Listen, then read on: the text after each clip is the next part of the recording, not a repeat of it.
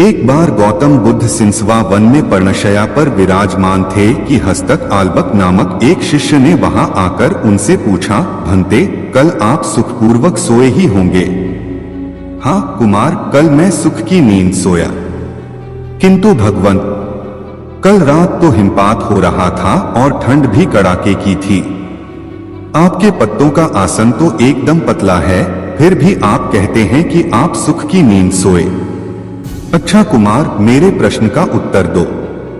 मान लो किसी गृहपति के पुत्र का कक्ष वायुरहित और बंद हो, उसके पलंग पर 4 अंगुल की पोस्तीन बिछी हो, तकिया कालीन का हो तथा ऊपर वितान हो और सेवा के लिए 4 भार्याएं तत्पर हों, तब क्या वह गृहपति पुत्र सुख से सो सकेगा? हाँ भंते, इतनी सुख सुविधाएं होने पर भला वह सुख से क्यों न सोएगा? उसे सुख की नींद ही आएगी। किंतु कुमार, यदि उस गृहपति पुत्र को रोग से उत्पन्न होने वाला शारीरिक या मानसिक कष्ट हो तो क्या वह सुख से सोएगा? नहीं भंते, वह सुख से नहीं सो सकेगा।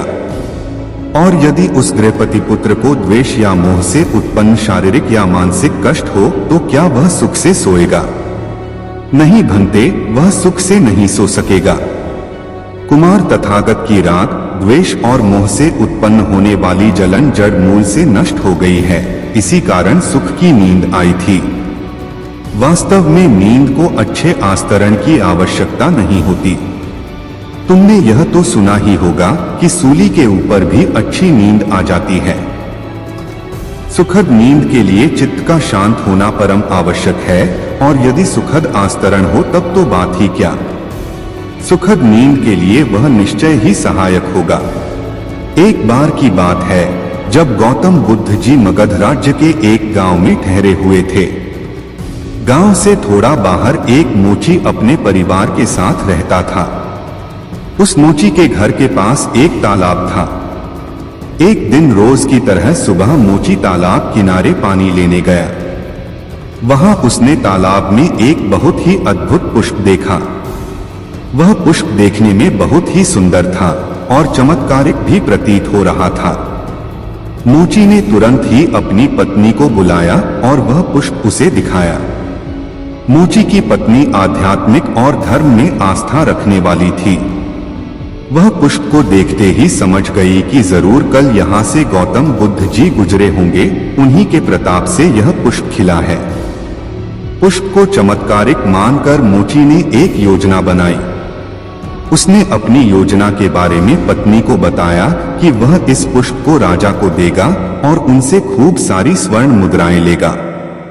उसकी पत्नी ने भी सोचा कि यह पुष्प उनके किसी काम का नहीं है, इसे राजा को ही दे दो, कम से कम कुछ कमाई तो होगी। पत्नी की सहमति के बाद मोची राजमहल की ओर निकल गया। राजमहल के रास्ते में उसे एक व्यापारी मिलता है। मोची के हाथ में पुष्प देखकर वह रुक जाता है। वह मोची से पूछता है कि भाई, ये पुष्प लेकर कहां जा रहे हो? मोची कहता है कि मैं यह पुष्प लेकर राजा के पास जा रहा हूं। इसे राजा को भेंट करके मैं राजा से मुंह मांगा इनाम लूंगा। व्यापारी ने मोची को प्रस्ताव दिया कि तुम ये पुष्प मुझे दे दो, बदले में मैं तुम्हें 100 स्वर्ण मुद्राएं दूंगा। मोची सोच में पड़ गया। उसने सोचा कि जब व्यापारी इस पुष्प के लिए 100 स्वर्ण मुद्राएं दे रहा है तो राजा तो और ज्यादा देगा। यही सोचते हुए उसने व्यापारी को पुष्प देने से मना कर दिया। थोड़ा आगे चला ही था कि उसे रास्ते में राजा आते हुए नजर आए, जो गौतम बुद्ध के दर्शन के लिए जा रहे थे। राजा भी मोची के हाथ में वो दिव्य पुष्प देखकर अचंभित हो गए। राजा ने मोची को पुष्प के बदले 1000 स्वर्ण मुद्राएं देने के लिए कहा। यह सुनते ही मोची के मन में एक अजीब सी चेतना आई और वह राजा को पुष्प न देकर दौड़ता हुआ सीधे महात्मा बुद्ध के पास जा पहुंचा। महात्मा बुद्ध जी मोची को देखकर हैरत में पड़ गए। उन्होंने मोची से पूछा तो मोची ने उन्हें सारी बात बताई।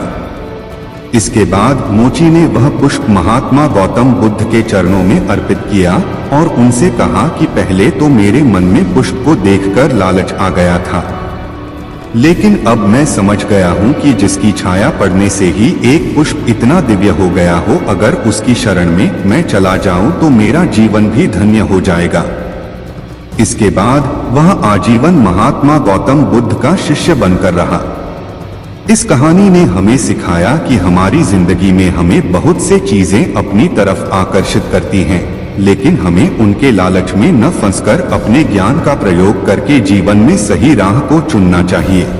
बुद्ध का चमत्कार। किसी नगर में एक दुकानदार था। उसकी कपड़े की दुकान थी। वह बड़ा ही ईमानदार था और अपने ग्राहकों के साथ उसका व्यवहार बड़ा अच्छा रहता था, इसलिए उसकी दुकान खूब चलती थी। अचानक दुकानदार के सामने एक कठिनाई आ गई। उसका छोटा लड़का उसके साथ दुकान पर बैठता था। जाने कहां से उसको आदत पड़ गई कि दुकान पर जो भी खरीदार आता वह उसकी टोपी या पगड़ी उतारकर फेंक देता। दुकानदार ने उसे बहुत समझाया, डराया, धमकाया, मारा पीटा, लेकिन उसने अपनी आदत न छोड़ी। धीरे धीरे लोगों ने उसकी दुकान पर आना कम कर दिया। दुकानदार बहुत ही परेशान हो गया। अब वह क्या करे? लड़के की मां नहीं थी, इसलिए घर पर अकेले उसे छोड़ भी नहीं सकता था। संयोग से एक दिन उसकी दुकान के सामने से भगवान बुद्ध निकले। उसने अपनी परेशानी उन्हें बताई। तथागत, आप जैसे भी बने इस लड़के को ठीक कर दीजिए, मैं आपका बड़ा एहसान मानूंगा। बुद्ध ने सारी बात सुनकर कहा, मैं तुम्हारे लड़के को ठीक तो कर दूंगा, लेकिन एक शर्त है। दुकानदार ने पूछा, क्या? वे बोले, मैं या तुम्हारा बालक जो करे तुम उसमें रोक टोक नहीं करोगे। दुकानदार राजी हो गया। अगले दिन बुद्ध अपने सिर पर एक साफा बांधकर उसकी दुकान पर आए। लड़का तो ताक में था ही। जैसे ही बुद्ध बैठे कि वह उठा और उनका साफा उतारकर सड़क पर फेंक दिया। बुद्ध ने हंसकर कहा, शाबाश बेटे। उन्होंने उसे पुचकारा और कहा, जरा दौड़कर साफे को उठा तो लाना। लड़के ने छलांग लगाई और साफा उठाकर ले आया। बुद्ध ने कहा, मेरे सिर पर इसे बांध दो। लड़के ने उसे उल्टा सीधा करके सिर पर लपेट दिया। दूसरे दिन बुद्ध फिर उसकी दुकान पर आए। उनके सिर पर साफा था, पर वे दुकान के सामने एक लकड़ी और छोटी कुल्हाड़ी डाल आए थे। दुकान पर आते ही उन्होंने लड़के को अपने पास बुलाया और कहा, बेटा, उस कुल्हाड़ी को उठाकर जरा लकड़ी के टुकड़े कर देना। दुकानदार ने सुना तो वह बड़ा घबराया। कहने को हुआ कि महाराज, आप यह क्या करवा रहे हो? लड़का अपना पैर काट लेगा, पर वह कुछ न बोलने का वचन जो दे चुका था। लड़के ने कूदकर कुल्हाड़ी उठा ली और लकड़ी को काटने लगा। वह थोड़ी ही देर में थककर लौट आया और बुद्ध के पास बैठ गया। बुद्ध ने 7 दिन तक उससे कुछ न कुछ कराया। उसके बाद बच्चे की साफा उतारने की आदत एकदम छूट गई। दुकानदार चकित रह गया। उसने बुद्ध से कहा, तथागत, आपने यह क्या चमत्कार कर दिया? बुद्ध बोले, हम लोग दिन भर में बच्चे से 20 बार कहते हैं, यह मत कर, वह मत कर, लेकिन एक बार भी यह नहीं कहते कि यह कर। बालक कुछ करना चाहता है। तुमने देखा, जब जब मैंने तुम्हारे लड़के को कुछ करने को कहा, उसने कितने आनंद से उस काम को किया। दुकानदार ने भगवान बुद्ध के चरणों में गिरकर अपनी भूल स्वीकार कर ली। उस दिन से उसका बिगड़ा बालक सुधर गया। उपकार। भगवान बुद्ध अक्सर अपने प्रिय शिष्यों को उपदेश देते समय कोई न कथा अवश्य सुनाते, ताकि उनके उपदेश सरलता से समझ सकें। ऐसी ही एक कथा भगवान बुद्ध ने अपने शिष्यों को सुनाते हुए कहा। एक स्त्री थी, उसकी आंखें चली गई। पहले एक गई, फिर दूसरी। वह बहुत परेशान रहने लगी। पति अपनी अंधी पत्नी का बोझ कब तक उठाता? वह उससे अलग रहने लगा। उसकी छोटी लड़की ने भी उससे मुंह मोड़ लिया। स्त्री हर काम के लिए पराश्रित थी, पर उसे कौन सहारा देता? ऐसी हालत में उसकी एक पुरानी सहेली उसके पास आकर रहने लगी, लेकिन उसका व्यवहार बड़ा अजीब था।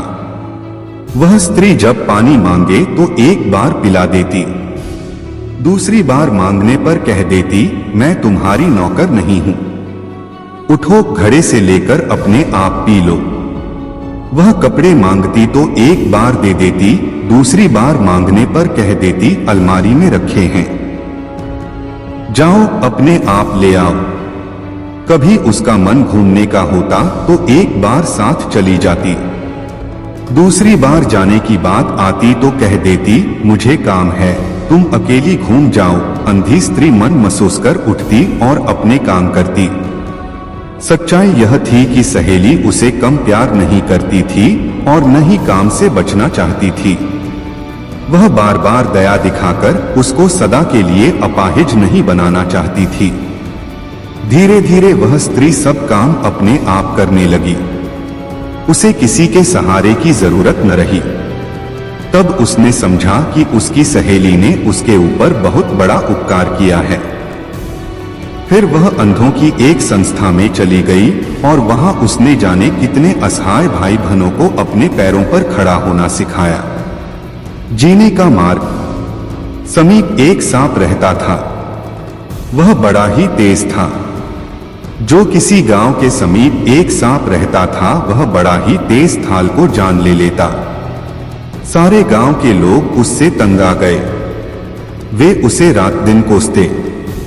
आखिरकार उन्होंने उस मार्ग से निकलना ही छोड़ दिया। गांव का वह हिस्सा उजाड़ सा हो गया। एक दिन महात्मा बुद्ध भ्रमण करते हुए उस गांव में आए। लोगों ने उस सांप के उत्पात की बात उन्हें बताई।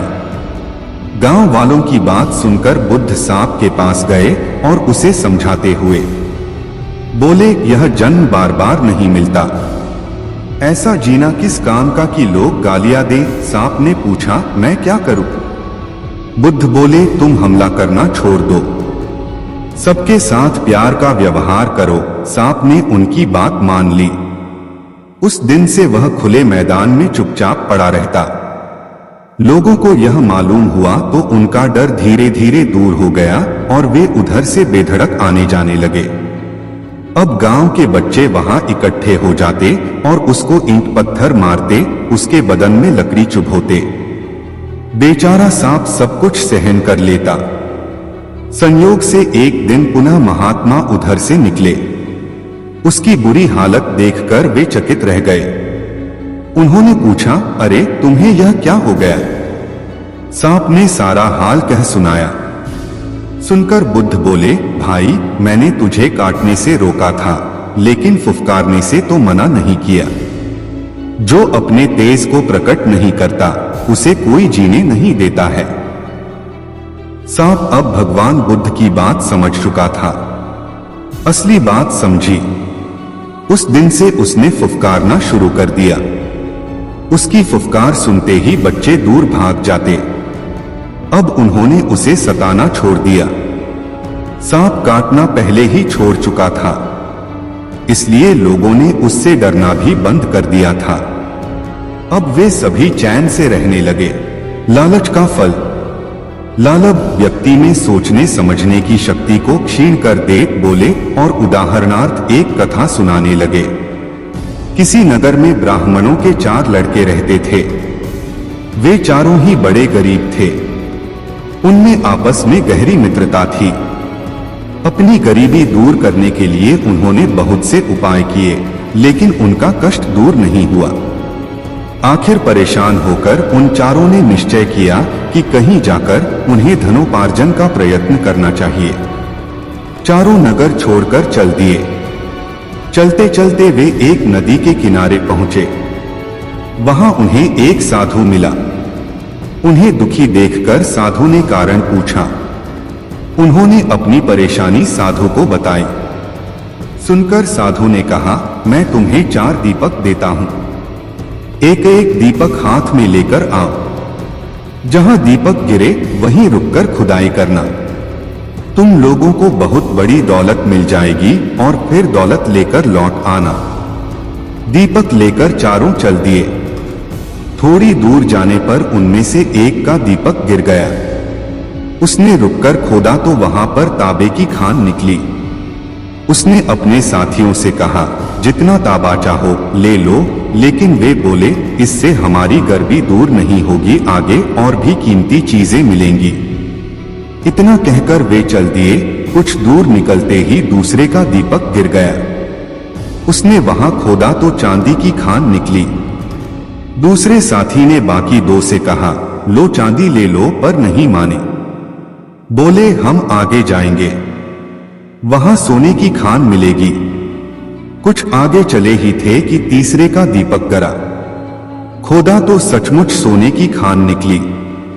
तीसरे ने चौथे से रुकने को कहा तो उसने वही बात कह दी जो पहले दो ने कही थी, और अकेला दौलत के लालच में आगे बढ़ चला। काफी दूर चलने पर उसे एक व्यक्ति मिला। उसके माथे पर एक चक्र घूम रहा था और उसका बदन खून से तरबतर हो रहा था। चौथे साथी ने उसके पास जाकर पूछा, तुम कौन हो, तुम्हारे माथे पर यह चक्र कैसे घूम रहा है? उसका इतना कहना कि उस आदमी के माथे से चक्र उछलकर पूछने वाले के माथे पर लग गया और लगा चक्कर काटने। पहले चक्राधारी ने कहा, यह चक्र किसी दूसरे के माथे से उतरकर इसी तरह मेरे माथे पर लग गया था। अब यह तब उतरेगा कि जब मेरी और तुम्हारी तरह धन का कोई लोभी यहां आकर तुमसे बात करेगा। लेकिन मेरे खाने पीने का क्या होगा? नए चक्राधारी ने रूधे गले से पूछा। उस व्यक्ति ने जवाब दिया, यह चक्र उन लोगों के लिए है जो धन के बेहद लोभी हैं। इस चक्र के लगते ही भूख प्यास नींद सब गायब हो जाती है। कोई हैरानी नहीं होती, बस इस चक्र घूमने का कष्ट रहता है। इस तरह यह अनंत काल तक सताता रहता है। इतना कहकर वह व्यक्ति तो चला गया, लेकिन धन का लोभी ब्राह्मण का वह लड़का जाने कब तक खून से लथपथ होकर उस दुख को भोगता रहा। क्रोध का उपचार। एक स्त्री थी, उसे बहुत क्रोध आता था।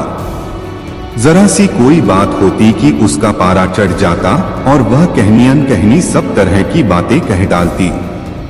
उसके इस स्वभाव से पूरा घर और पूरा पड़ोस परेशान था। लोग उससे बातें करने में भी घबराते थे। वह भी अपनी इस आदत से बहुत परेशान रहती थी। जब उसका क्रोध शांत होता था तो उसे बड़ा पछतावा होता था, लेकिन फिर भी वह अपनी आदत से लाचार थी। एक दिन भगवान बुद्ध उस स्त्री के घर आए। स्त्री ने बुद्ध से कहा, तथागत, मैं बहुत ही दुखी हूं।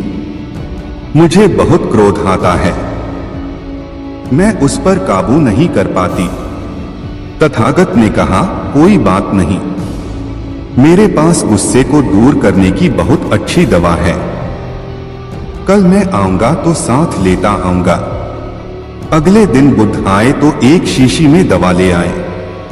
दवा देते हुए स्त्री से कहा, इस दवा को इसी शीशी से पिया जाता है। जब तुम्हें क्रोध आए तो इस शीशी को मुंह में लगाकर उस समय तक दवा पीती रहना जब तक कि क्रोध दूर न हो जाए। मैं 7 दिन बाद फिर आऊंगा। इतना कहकर बुद्ध चले गए। स्त्री ने उस दवा का प्रयोग शुरू किया।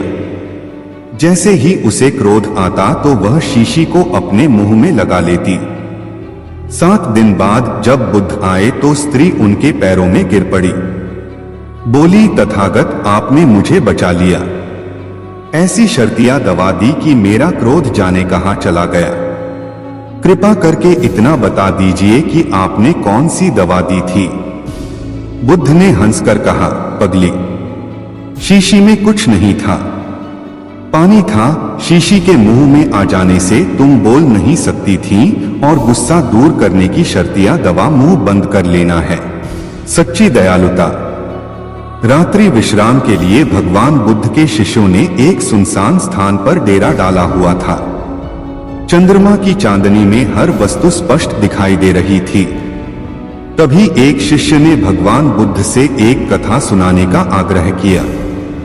बुद्ध अपने प्रिय शिष्य की बात टाल न सके, सभी को बैठने का इशारा किया और कथा सुनाते हुए बोले, एक गांव में मेला लगा हुआ था। वहीं पर एक छोटा सा कुआं था जिसमें एक आदमी भूल से गिर गया। वह चिल्लाने लगा, मुझे बचाओ, लेकिन मेले में बड़ा शोरगुल था, कौन सुने उसकी आवाज। लोग अपने काम धंधे में लगे हुए थे। सांझ हुई, लोग जल्दी में थे। इतने में एक समाजसेवी युवक कुएं के पास आकर बैठा। उसे अंदर से आदमी की आवाज सुनाई दी। वह बोला, चुप रह, यह बिना दीवार का कुआं किसने बनाया? उस मेला अधिकारी के खिलाफ कार्रवाई करूंगा, यह कहते हुए वह आगे चल दिया। इतने में एक सन्यासी वहां आकर बैठा।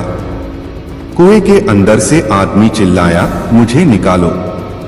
सन्यासी बोला, भाई, पिछले जन्म में तुमने कुछ कुकर्म किए होंगे जिसका फल भोग रहे हो। अपना अपना फल सभी को भोगना पड़ता है, इसमें कुछ नहीं किया जा सकता। उस आदमी ने कहा, यह तुम मुझे पीछे समझा देना, पहले कुएं से तो बाहर निकलो। सन्यासी बोला, देखो, मैं तो कर्म त्याग चुका हूं। गांव के लोगों से कहूंगा तुम्हारी कुछ मदद कर दें, कहते हुए वह भी चल दिया। इतने में एक हारात का किसान उधर आया। सोचा, कुएं से पानी खींचकर प्यास बुझा लूंगा। इतने में कुएं के अंदर से आवाज आई, मुझे निकालो। किसान ने अंदर झांका, देखा एक आदमी गिरा पड़ा है। किसान बोला, भाई, यह रस्सी तो है पर पतली है, टूट जाएगी। देखो, कुछ उपाय करता हूं। उसने अपनी घोती खोली और रस्सी के साथ बांध दी। उसकी सहायता से वह आदमी बाहर आ गया। उस आदमी ने किसान के पैर पकड़ लिए और कहा, भाई, तू सच्चा धार्मिक है, सच्चा समाज सुधारक है। उन लोगों ने तो मेरी सुनी ही नहीं। किसान बोला, भैया, मैं समाज सुधार तो कुछ जानता नहीं, पर यह जानता है कि जो दूसरों की फिक्र कर सकता है वही दयावान होता है। सभी में राम जी रहते हैं। जैसे अपनी और अपने बच्चों की फिक्र, वैसी ही दूसरों की फिक्र कर सकता है, वही दयावान होता है। उचित अवसर। भूलवश भगवान बुद्ध के एक शिष्य ने किसी अवसर को गवा दिया। भगवान बुद्ध ने उस शिष्य को समझाते हुए एक कथा सुनाई। एक बार एक धोबी अपने गधे के गले में पत्थर लटकाए जंगल से गुजर रहा था। दूसरी ओर से आते हुए एक जौहरी ने देखा कि वह पत्थर दरअसल हीरा था। धोबी को उसकी कोई जानकारी नहीं थी। जौहरी ने धोबी को रोककर पूछा, क्यों भाई, यह पत्थर खरीदना चाहूं तो कितने में बेचोगे? धोबी को पहले कुछ समझ में नहीं आया। उसने सोचा, यह कोई पागल है जो पत्थर खरीद रहा है। उसने मौज में कह दिया, मैं इस पत्थर का 1 रुपया लूंगा। नहीं भाई, 8 आने में देना है तो बोलो। जौहरी 8 आने बचाने की फिराक में बोला, पर धोबी अड़ गया। जौहरी ने यह सोचकर कि थोड़ी देर में मान जाएगा, उसे आगे जाने दिया। थोड़ी दूर जाने पर एक और जौहरी पत्थर की असलियत पहचान कर धोबी से पूछ बैठा, क्यों भाई, यह पत्थर कितने में बेचोगे? धोबी फिर चौंका। इस बार उसने कहा, मैं पत्थर के 2 रुपए लूंगा। जौहरी ने 2 रुपए निकाले और पत्थर लेकर चलता बना। इतने में पहले वाला जौहरी हांफते हुए आया, बोला, भाई लो, अपना पूरा रुपया ले लो, मुझे पत्थर दे दो। धोबी ने बताया कि पत्थर तो 2 रुपए का बिक चुका।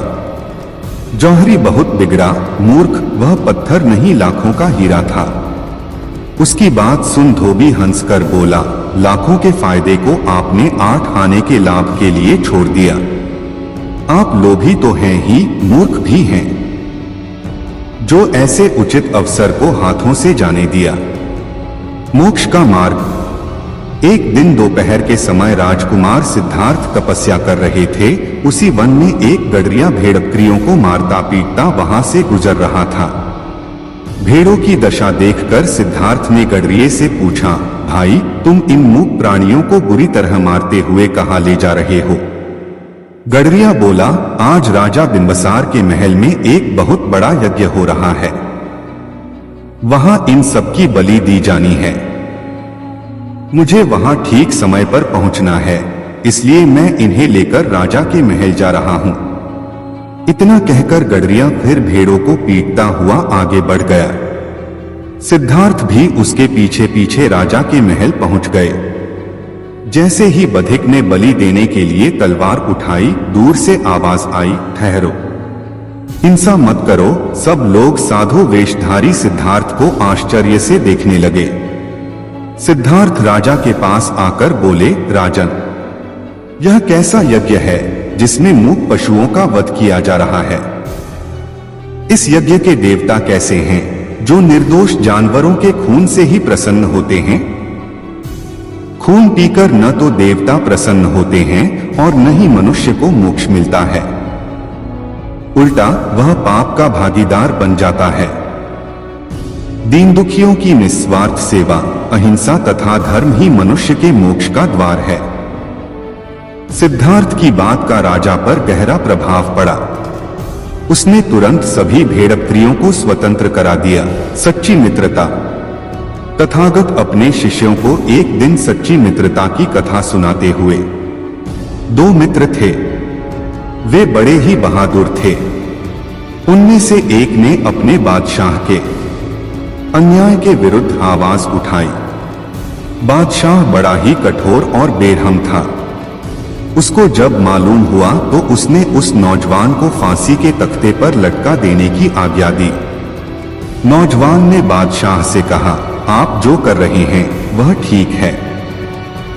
मैं खुशी खुशी मौत की गोद में चला जाऊंगा, लेकिन आप मुझे थोड़ा समय दे दीजिए, जिससे मैं गांव जाकर अपने बच्चों से मिल आऊं। बादशाह ने कहा, नहीं, मुझे तुम पर विश्वास नहीं है। उस नौजवान का मित्र वहां मौजूद था। वह आगे बढ़कर बोला, मैं अपने इस दोस्त की जमानत देता हूं, अगर यह लौटकर न आए तो आप मुझे फांसी पर चढ़वा दीजिए। बादशाह चकित रह गया। उसने अब तक ऐसा कोई व्यक्ति नहीं देखा था जो दूसरों के लिए अपनी जान देने को तैयार हो जाए। बादशाह ने उसकी प्रार्थना स्वीकार कर ली। उसे 6 घंटे का समय दिया गया। नौजवान घोड़े पर सवार होकर अपने गांव को रवाना हो गया। उसका मित्र जेल खाने भेज दिया गया। नौजवान ने हिसाब लगाकर देखा कि वह 5 घंटे में लौट आएगा, लेकिन बच्चों से मिलकर जब वह वापस आ रहा था, उसका घोड़ा ठोकर खाकर गिर गया और फिर उठा ही नहीं। नौजवान के भी चोट आई, पर उसने हिम्मत नहीं हारी। 6 घंटे बीते और वह नौजवान नहीं लौटा तो उसका मित्र बड़ा खुश हुआ। आखिर इससे बढ़कर क्या बात होती कि मित्र मित्र के काम आए। वह भगवान से प्रार्थना करने लगा कि उसका मित्र न लौटे। जिस समय मित्र को फांसी के तख्ते के पास ले जाया जा रहा था तो वह नौजवान वहां आ पहुंचा। उसने मित्र से कहा, लो, मैं आ गया, अब तुम घर जाओ, मुझे विदा दो। मित्र बोला, यह नहीं हो सकता, तुम्हारी मियाद पूरी हो गई। नौजवान ने कहा, यह तुम क्या कहते हो? सजा तो मुझे मिली है। दोनों मित्रों की मित्रता को बादशाह देख रहा था। उसकी आंखें डबडबा आईं। उसने उन दोनों को बुलाकर कहा, तुम्हारी मित्रता ने मेरे दिल पर गहरा असर डाला है, जाओ, मैं तुम्हें माफ करता हूं। उस दिन से बादशाह ने कभी किसी पर जुल्म नहीं किया। सत्य का महत्व। सत्य के महत्व को समझना जितना कठिन होता है, उतना ही सरल भी। अपने शिष्यों को उपदेश देते हुए भगवान बुद्ध ने सत्य के महत्व को समझाने के लिए एक कथा प्रारंभ की। एक ब्राह्मण रात्रि में अपने घर के बाहर बैठा था। तभी एक स्त्री सामने से गुजरी और ब्राह्मण ने उसे रोककर कहा, आप कौन हैं देवी? इस घोर रात्रि में कहां जा रही हैं? स्त्री बोली, मैं लक्ष्मी हूं, इस नगरी को छोड़कर जा रही हूं। ठीक है, जाओ, ब्राह्मण बोला। कुछ देर बाद एक अन्य स्त्री के निकलने पर ब्राह्मण ने उससे वही प्रश्न किया, जिसके बाद उत्तर में वह बोली, मैं कीर्ति हूं और यहां से जा रही हूं। ब्राह्मण ने कहा, शौक से जाओ। इसके बाद उसने एक पुरुष को आते देखा तो उठकर उससे मार्ग में वही बात पूछी। पुरुष बोला, मैं सत्य हूं और इस नगर को छोड़कर जा रहा हूं। यह सुनकर ब्राह्मण चिंतित हो उठा, लपककर सत्य के चरणों में गिर पड़ा और गिड़गिड़ाकर कहने लगा, नहीं भगवान, आप यहाँ से न जाएं, आपके जाने के बाद तो यहाँ कुछ भी नहीं बचेगा। मैं आपको यहाँ से नहीं जाने दूंगा, भले ही मेरे प्राण निकल जाएं। परोपकारी ब्राह्मण की अनुनय विनय पर सत्य ने वहां रुकने की स्वीकृति दे दी। ब्राह्मण को संतोष हो गया। कुछ ही क्षणों में लक्ष्मी और कीर्ति को वापस आते देखकर वह मुस्कुराया और बोला, आप दोनों तो चली गई थीं, अब क्या हुआ?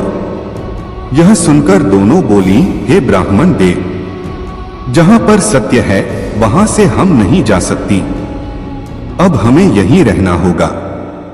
भगवान बुद्ध पुनः बोले, श्रेष्ठतम जीवन का आधार सत्य है। सत्य के बल पर ईश्वर है, सत्य में ईश्वरीय शक्तियां वास करती हैं।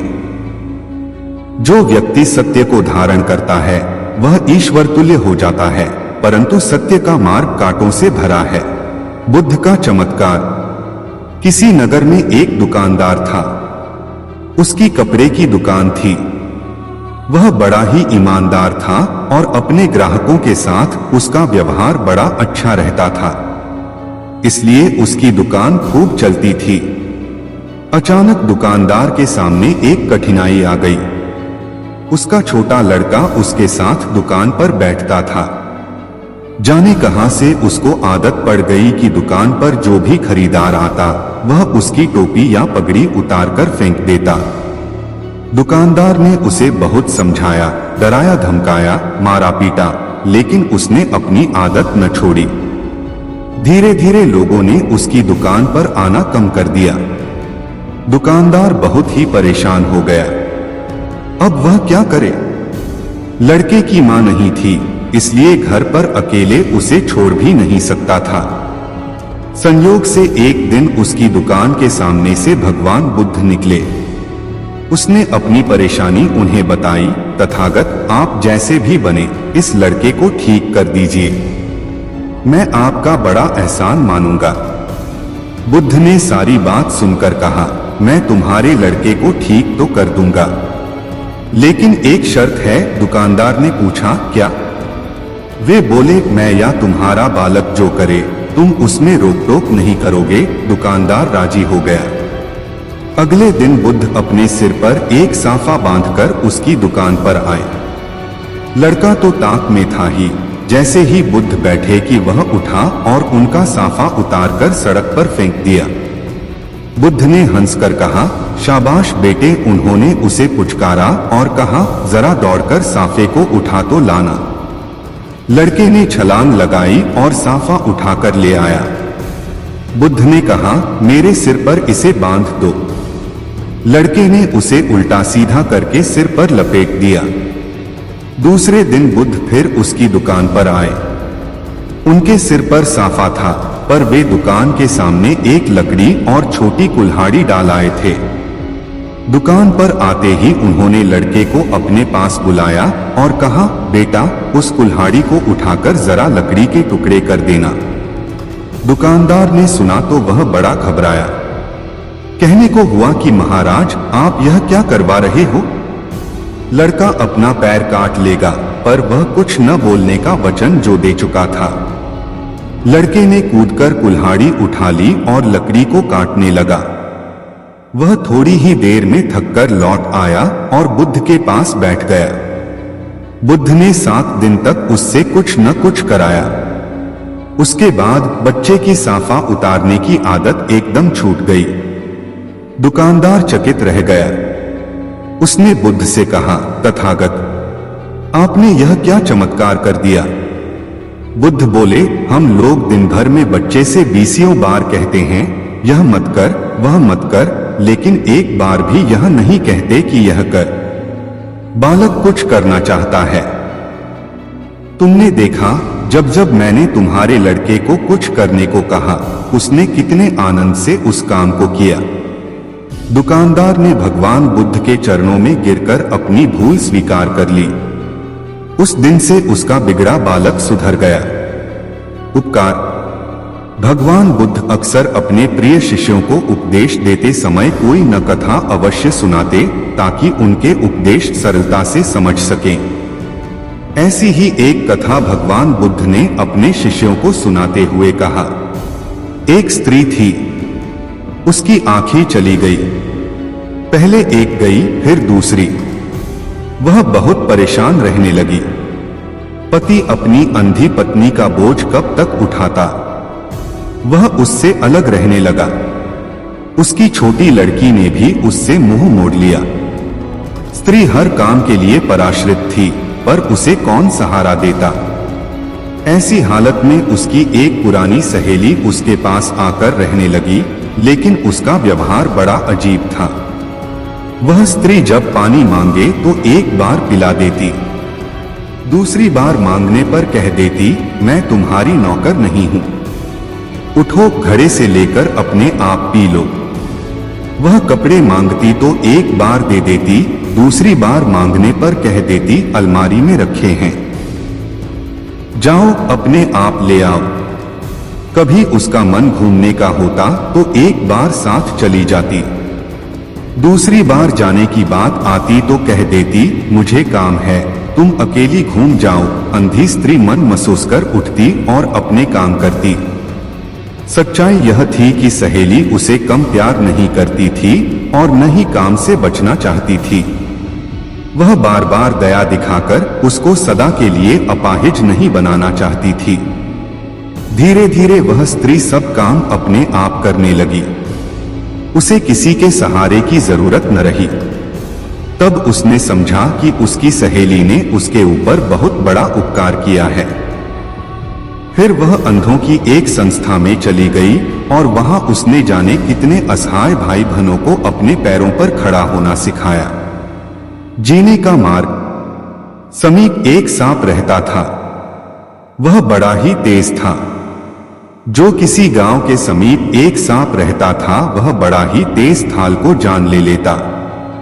सारे गांव के लोग उससे तंग आ गए। वे उसे रात दिन कोसते।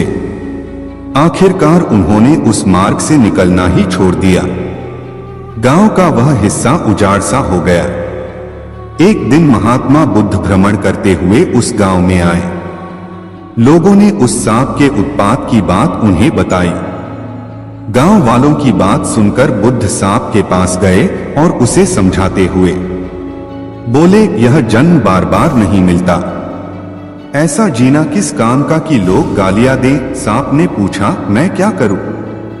बुद्ध बोले, तुम हमला करना छोड़ दो, सबके साथ प्यार का व्यवहार करो। सांप ने उनकी बात मान ली। उस दिन से वह खुले मैदान में चुपचाप पड़ा रहता। लोगों को यह मालूम हुआ तो उनका डर धीरे धीरे दूर हो गया और वे उधर से बेधड़क आने जाने लगे। अब गांव के बच्चे वहां इकट्ठे हो जाते और उसको ईंट पत्थर मारते, उसके बदन में लकड़ी चुभोते। बेचारा सांप सब कुछ सहन कर लेता। संयोग से एक दिन पुनः महात्मा उधर से निकले।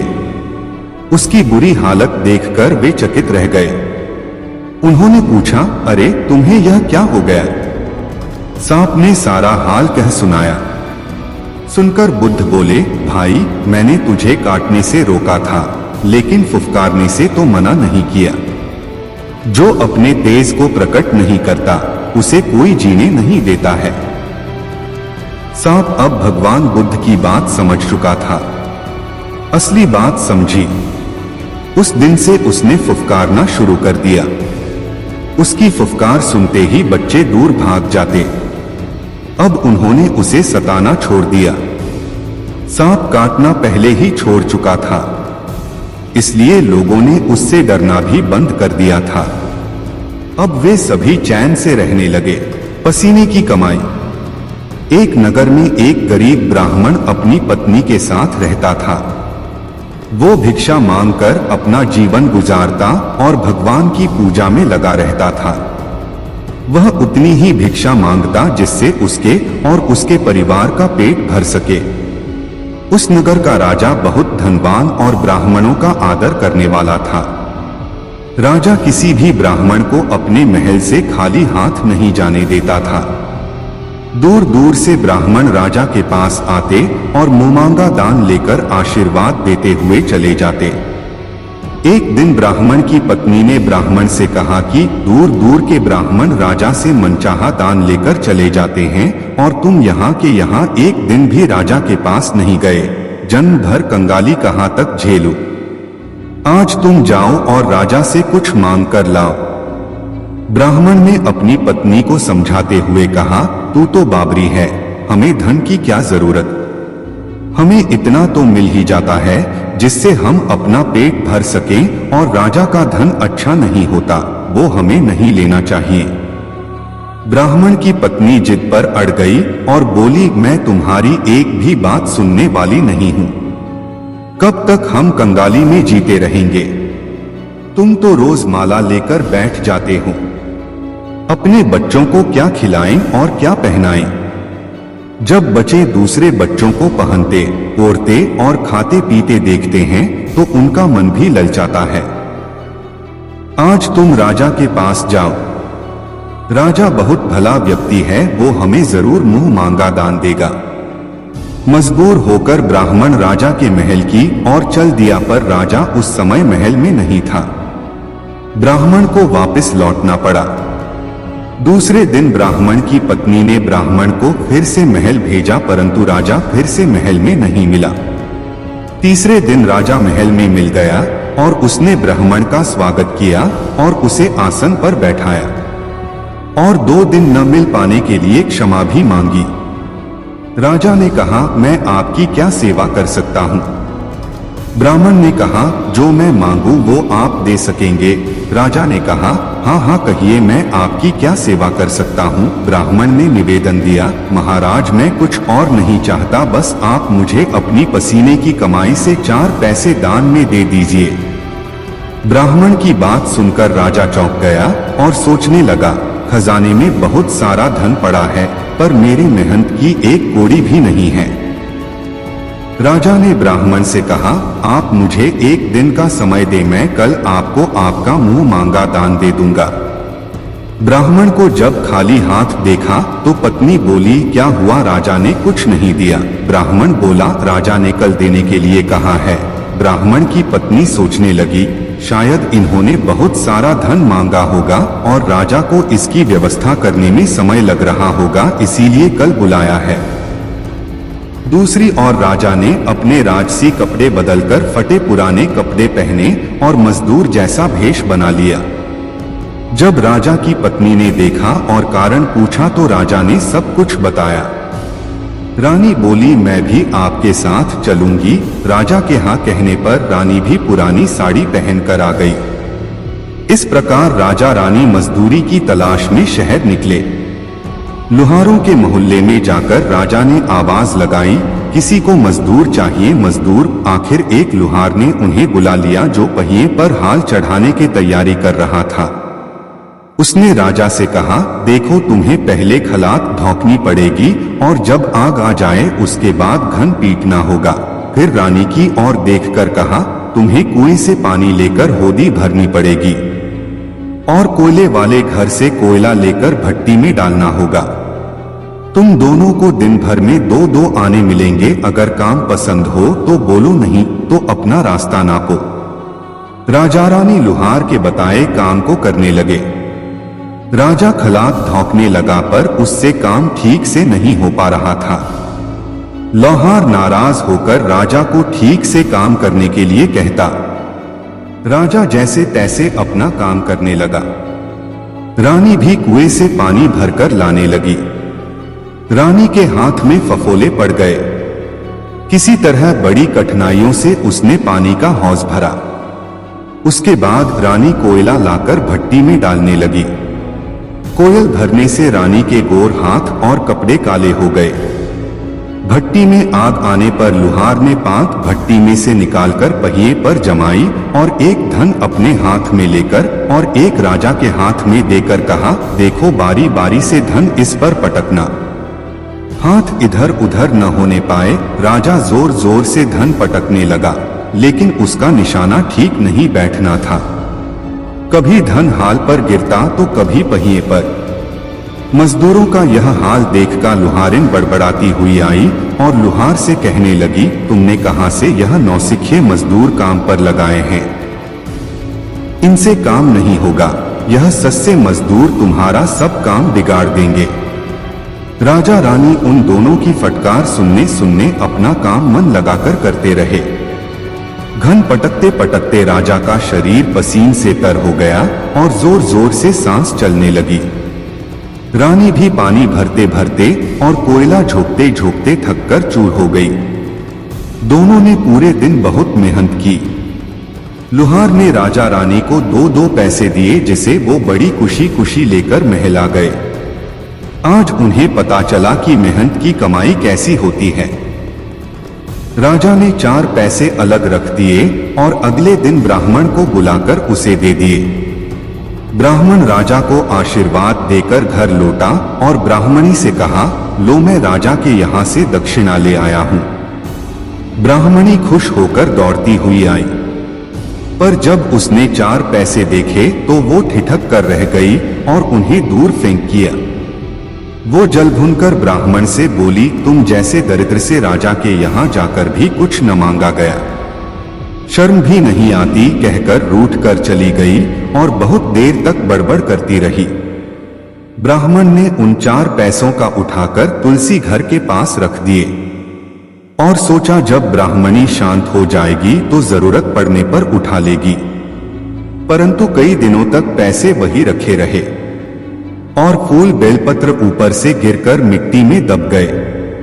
ब्राह्मण और ब्राह्मणी दोनों ही उन सिक्कों के बारे में भूल गए। कुछ दिनों बाद तुलसी घर में 4 पौधे उगे। चारों पौधे बहुत सुंदर थे। यह देख ब्राह्मणी रोज उनमें पानी डाल देती। 4 महीने बाद वो पौधे बड़े हो गए और उनमें फूल लगने लगे। फूल सूखने पर इनसे मोती झड़ने लगे।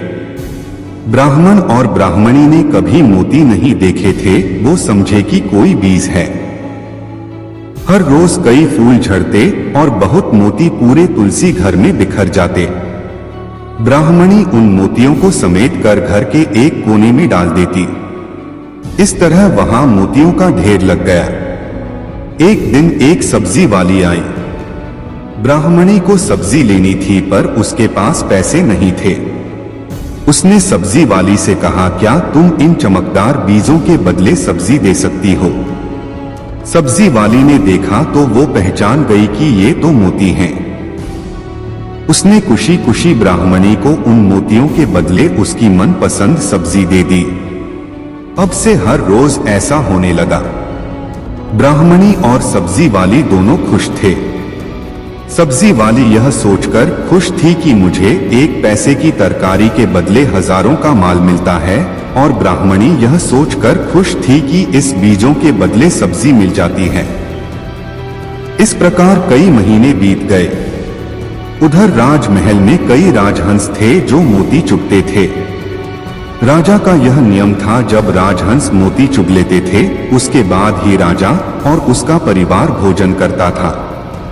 एक समय बाद राजा का सारा धन उन मोतियों और दान देने में खर्च हो गया।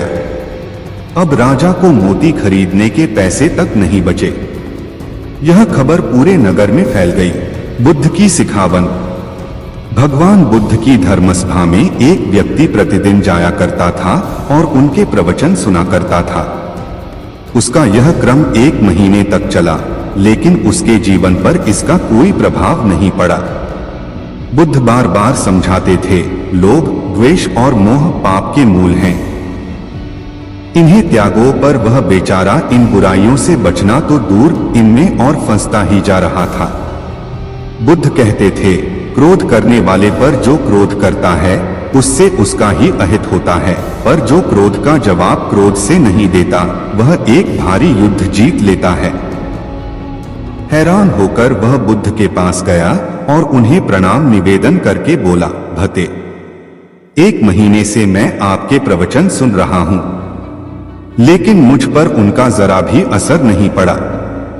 बुद्ध ने मुस्कुराकर उसकी ओर देखा और कहा, अच्छा, कहाँ के रहने वाले हो? श्रावस्ती का।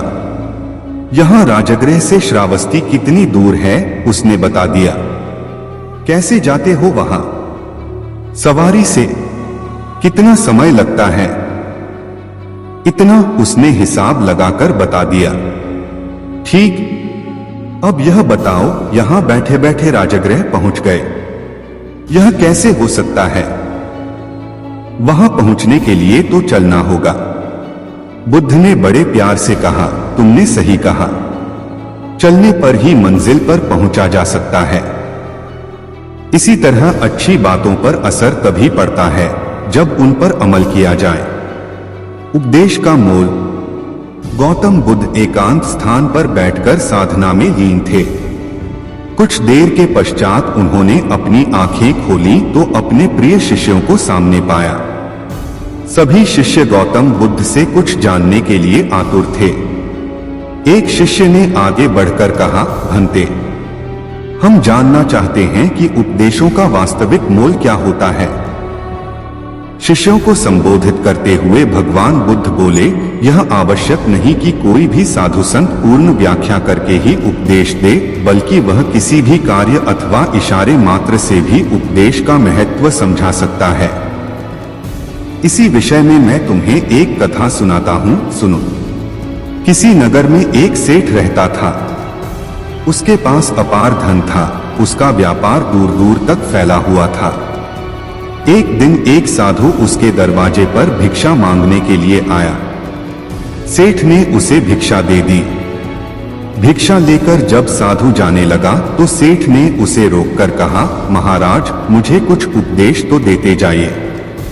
साधु ने उसकी ओर देखा और बोला, हफ्ते भर बाद आज ही के दिन मैं फिर आऊंगा, तब उपदेश दूंगा। अपने वादे के अनुसार अगले हफ्ते साधु आया। सेठ तो उसकी राह ही देख रहा था। उसने उसे देने के लिए तरह तरह के पकवान तैयार करवा रखे थे। साधु ने उसके आगे अपना कमंडल कर दिया, लेकिन सेठ जैसे ही उसमें कुछ पकवान डालने को हुआ कि उसका हाथ वहीं का वहीं रुक गया। बोला, स्वामी जी, इसमें तो कूड़ा है। तो साधु ने प्रश्न भरी निगाह से उसकी ओर देखा। सेठ ने कहा, इसे साफ कर दीजिए। साधु ने उसे झाड़कर पोंछ दिया। सेठ ने उसमें खाने की चीजें डाल दी। भिक्षा लेकर साधु जाने लगा तो सेठ ने कहा, महाराज, आप तो जा रहे, क्या भूल गए कि आज आपने मुझे उपदेश देने का वचन दिया था? साधु बोला, अरे, क्या तुम्हें उपदेश नहीं मिला?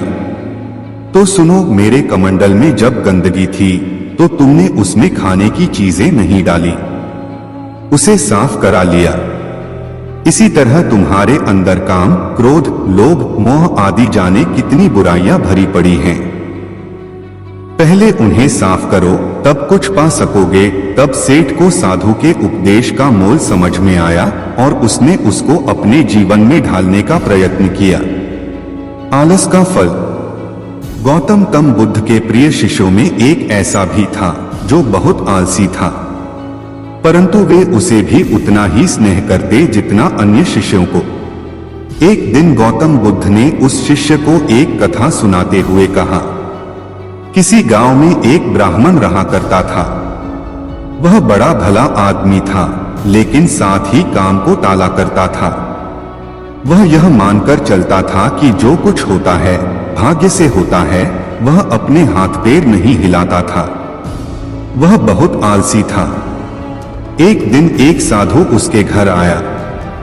ब्राह्मण और उसकी घरवाली ने उसका खूब आदर सत्कार किया। साधु ने चलते समय खुश होकर ब्राह्मण से कहा, तुम बहुत गरीब हो, लो, मैं तुम्हें पारस पथरी देता हूं। 7 दिन के बाद मैं आऊंगा और इसे ले जाऊंगा। इस बीच तुम जितना सोना बनाना चाहो बना लेना। ब्राह्मण ने पथरी ले ली। साधु चला गया। उसके जाने के पश्चात ब्राह्मण ने घर में लोहा खोजा। उसे बहुत थोड़ा लोहा मिला। वह उसी को सोना बनाकर बेच आया और कुछ सामान खरीद लाया। अगले दिन स्त्री के बहुत जोर देने पर लोहा खरीदने बाजार में गया तो लोहा कुछ महंगा था। वह घर लौट आया। 2-3 दिन बाद फिर वह बाजार गया तो पता चला कि लोहा अब पहले से भी महंगा हो गया है। कोई बात नहीं, उसने सोचा 1-2 दिन में भाव जरूर नीचे आ जाएगा, तभी खरीदेंगे। किंतु लोहा सस्ता नहीं हुआ और दिन बीतते गए। 8वें दिन साधु आया और उसने अपनी पथरी मांगी तो ब्राह्मण ने कहा, महाराज मेरा तो सारा समय यूं ही निकल गया, अभी तो मैं कुछ भी सोना नहीं बना पाया। आप कृपा करके इस पथरी को कुछ दिन मेरे पास और छोड़ दीजिए। लेकिन साधु राजी नहीं हुआ। उसने कहा, तुम जैसा आदमी जीवन में कुछ नहीं कर सकता। तुम्हारी जगह और कोई होता तो कुछ का कुछ कर डालता। जो आदमी समय का उपयोग नहीं जानता वह कभी सफल नहीं होता। ब्राह्मण पछताने लगा, पर अब क्या हो सकता था। साधु पथरी लेकर जा चुका था। उसे अपने आलस और भाग्य पर जरूरत से ज्यादा यकीन की कीमत चुकानी पड़ी। इसलिए कहा जाता है कि आलस आदमी का सबसे बड़ा दुश्मन होता है। शिष्य अब बुद्ध के कहने का तात्पर्य समझ चुका था। उसने कसम खाई कि वह आज के बाद आलस को त्याग देगा। इसके पश्चात उसने कभी आलस नहीं किया। सांच को आंच नहीं। एक दिन भगवान बुद्ध अपने शिष्यों को सच का उपदेश दे रहे थे। सच्चाई पर आधारित कथा सुनाते हुए भगवान बुद्ध बोले, किसी नगर में एक जुलाहा रहता था। वह बहुत बढ़िया कंबल तैयार करता था। एक दिन उसने एक साहूकार को 2 कंबल दिए। साहूकार ने 2 दिन बाद उनका दाम ले जाने को कहा। साहूकार दिखाने को तो धर्म क्रम करता था, माथे पर तिलक लगाता था, लेकिन मन उसका मैला था। वह अपना रोजगार छलकपट से चलाता था। 2 दिन बाद जुलाहा अपना पैसा लेने आया तो साहूकार ने कहा, मेरे यहाँ आग लग गई, उसमें दोनों कंबल जल गए, तो अब मैं दाम क्यों दूं? जुलाहा बोला, यह नहीं हो सकता, मेरा धंधा सच्चाई पर चलता है और सच में कभी आग नहीं लग सकती। जुलाहे के कंधे पर एक कंबल पड़ा था। उसे सामने करते हुए उसने कहा, यह लो, लगाओ इसमें आग। साहूकार बोला, मेरे यहाँ कंबलों के पास मिट्टी का तेल रखा था, कंबल उसमें भीग गए थे इसलिए जल गए। जुलाहे ने कहा, तो इसे भी मिट्टी के तेल में भिगो लो। काफी लोग वहां इकट्ठे हो गए। सबके सामने कंबल को मिट्टी के तेल में भिगोकर आग लगा दी गई। लोगों ने देखा कि तेल जल गया, लेकिन कंबल जैसा था वैसा बना रहा। जुलाहे ने कहा, याद रखो, सांच को आंच नहीं। साहूकार ने लज्जा से सिर झुका लिया और जुलाहे के पैसे चुका दिए। सच ही कहा है कि जिसके साथ सच होता है उसका साथ तो भगवान भी नहीं छोड़ता। पसीने की कमाई। एक दिन बुद्ध भ्रमण करते हुए एक गांव में जा पहुंचे। उनका नाम सुनकर एक सेठ उनके पास आया। महात्मा बुद्ध के लिए तरह तरह के स्वादिष्ट भोजन का थाल लाया था। बुद्ध ने थाल की ओर देखा और खाना खाने से इनकार कर दिया। इतने में एक लुहार वहां आया। वह जौ की 2 रूखी रोटियां लाया था। बुद्ध ने वे रोटियां ले ली और बड़े आनंद के साथ खाने लगे। सेठ ने आश्चर्य से बुद्ध की ओर देखा। उसे बड़ा बुरा लगा। कहाँ वह, कहाँ लुहार, कहाँ उसका लाया भोजन और कहाँ लुहार की 2 मोटी मोटी रोटियां। जब बुद्ध भोजन कर रहे थे तो सेठ से न रहा गया। उसने कहा, महाराज, यह कहाँ का न्याय है कि मैं पहले खाना लाया और इतना बढ़िया लाया, पर आपने उसे लेने से इनकार कर दिया और इस लुहार की रूखी रोटियों को प्रेम से खा रहे हैं। बुद्ध थोड़ा रुके, फिर बोले, इस लुहार की कमाई अपनी मेहनत की कमाई है, पवित्र कमाई है, जबकि तेरी कमाई तेरे पसीने की नहीं है, उसे पवित्र नहीं कहा जा सकता। सेठ ने कहा, नहीं जी, ऐसा नहीं है। बुद्ध ने कहा, तो स्वयं ही देख लो। इतना सुनकर बुद्ध ने लुहार की लाई रोटी को एक हाथ में और सेठ के मालपुए को दूसरे हाथ के बीच रखकर निचोड़ा तो लुहार द्वारा लाई गई रोटी को निचोड़ने पर दूध की धार निकली और सेठ द्वारा लाए गए मालपुए को निचोड़ने पर रक्त निकला। सेठ को काटो तो खून नहीं। वह लज्जा से सिर झुकाकर अपना थाल लेकर चला गया। इसलिए कहा जाता है कि मेहनत की रोटी भी हराम के कई पकवानों से अच्छी होती है। एक एक पल एक एक युग के समान हो गया। वह चाहता था कि कैसे भी शाम हो जाए। शाम हुई और रात भी हो गई, लेकिन उसकी इच्छा पूरी नहीं हुई। मोहरें मिलना तो दूर, हाथ में आई मोहर भी चली गई। वह सिर धुनने लगा। तभी आकाशवाणी हुई, सेठ याद रख, त्याग फलता है, लोभ छलता है। कथा सुनकर शिष्य त्याग और लोभ का मर्म जान गए। मेहनती किसान। बहुत समय पहले की बात है। रामपुरी नगरी में एक गरीब किसान रमेश और अपनी पत्नी सुनीता के साथ रहता था। उसकी फसल पूरे गांव में सबसे अच्छी होती थी। वह फसल उगाने के साथ साथ सब्जियां भी बेचा करता था। दिन भर खेत में काम करता और शाम को सब्जियां बेचता। एक दिन वह सुबह सुबह उठता है और अपने पत्नी से कहता है, सुनीता, मैं खेत में काम करने जा रहा हूं, तुम मेरे लिए खाना लाना। उसकी पत्नी कहती है, ठीक है। वह अपने खेत में काम करने के लिए चला जाता है। खेत में काम कर ही रहा था, तभी उसे दो आदमी अपनी मेड़ पर आते हुए दिखाई देते हैं। वह उस गांव के जमींदार थे। रमेश के पास आकर जमींदार जी बोलते हैं, मैंने सुना है कि तुम पूरे गांव में सबसे अच्छी फसल उगाते हो, क्या तुम अपनी फसल मुझे बेचोगे? मैं तुम्हारी फसल को अच्छे दामों पर लूंगा। किसान रमेश बोलता है, क्यों नहीं मालिक, यह तो मेरी खुशी की बात है जो मैं अपना अनाज आपको अच्छे दाम पर बेचूं। जमींदार जी बोलते हैं, ठीक है, फसल पक जाने पर हमारे कुछ आदमी आकर तुम्हारे फसल को काटकर तुम्हारे घर पहुंचा देंगे। रमेश कहता है, ठीक है मालिक। कुछ देर बीते ही थे कि उसकी पत्नी रमेश के पास खाना लेकर आती हैं। रमेश खुशी से बोलता है, अभी थोड़ी देर पहले जमींदार साहब आए थे, उनको हमारी फसल चाहिए, वह हमें अपनी फसल की अच्छी कीमत देंगे। यह सुनकर सुनीता बहुत खुश होती हैं। दोनों साथ काम कर घर चले जाते हैं। रमेश अपने खेत में कड़ी मेहनत कर अच्छी फसल उगाता है। उसकी फसल सोने जैसे चमक रही थी। यह देखकर वह बहुत खुश होता है, क्योंकि इस बार उसे फसल की अच्छे दाम मिलेंगे। फसल पककर तैयार हो जाती है। रमेश हंसिया लेकर अपने खेत में जा पहुंचता है फसल काटने के लिए। तभी वहां कुछ जमींदार के आदमी आते हैं। वह भी फसल कटाई करने में उसकी मदद करते हैं। कुछ समय बाद फसल की कटाई कर अनाज निकल जाता है और अनाज की बोरी बनाकर रमेश के घर पहुंचा दिया जाता है। जमींदार के आदमी रमेश से कहता है, मालिक के आदमी आएंगे कल, वो तुम्हारी अनाज को ले जाएंगे। रमेश और सुनीता रात का भोजन करके सो जाते हैं। उनके घर में उसी रात चोर आकर उनके सारे अनाज को चुरा ले जाते हैं। जब सुबह उन दोनों को चोरी का पता लगता है, वह दोनों बहुत उदास हो जाते हैं। वह यह सोचता है कि जब जमींदार का आदमी आएगा तो मैं उसे क्या जवाब दूंगा।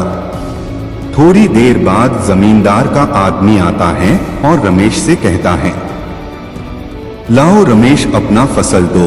रमेश उदास मन से कहता है, मेरी अनाज चोरी हो गई। क्या तुम्हारी अनाज चोरी हो गई? तुम शीघ्र ही मलिक के पास चलो। रमेश कहता है, ठीक है। वह दोनों जमींदार के पास जाते हैं। जमींदार साहब, मेरी अनाज किसी ने रात को चोरी कर ली। जमींदार बोलता है, तुम अधिक पैसों के लालच में अपनी अनाज किसी और को तो नहीं बेच दी?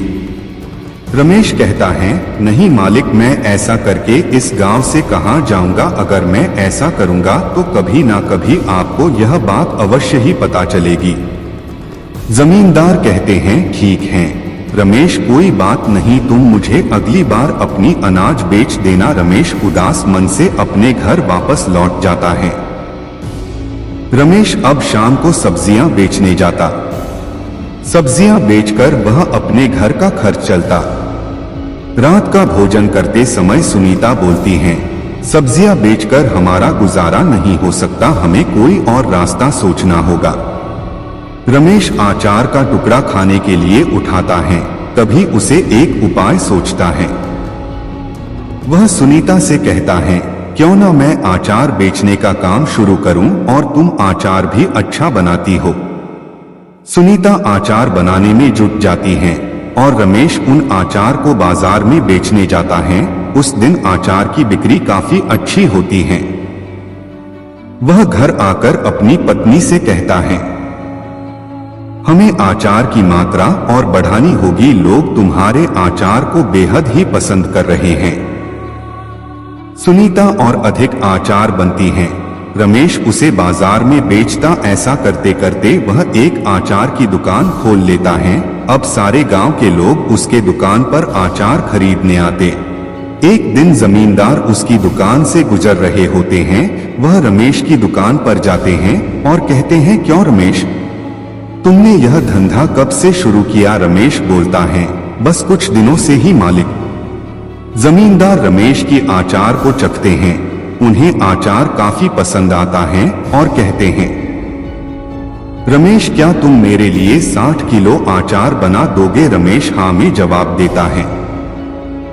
यह बात रमेश अपनी पत्नी को बताता है और उसकी पत्नी खुश होकर आचार को बनाने बैठ जाती है। कुछ ही दिनों में आचार बनकर तैयार हो जाता है। रमेश की पत्नी बोलती हैं कि कहीं फिर से हमारे घर में चोरी ना हो जाए, हमें कुछ सोचना चाहिए। रमेश कुछ देर सोचता है और कहता है, तुम चिंता ना करो, इसके लिए मेरे पास एक उपाय है।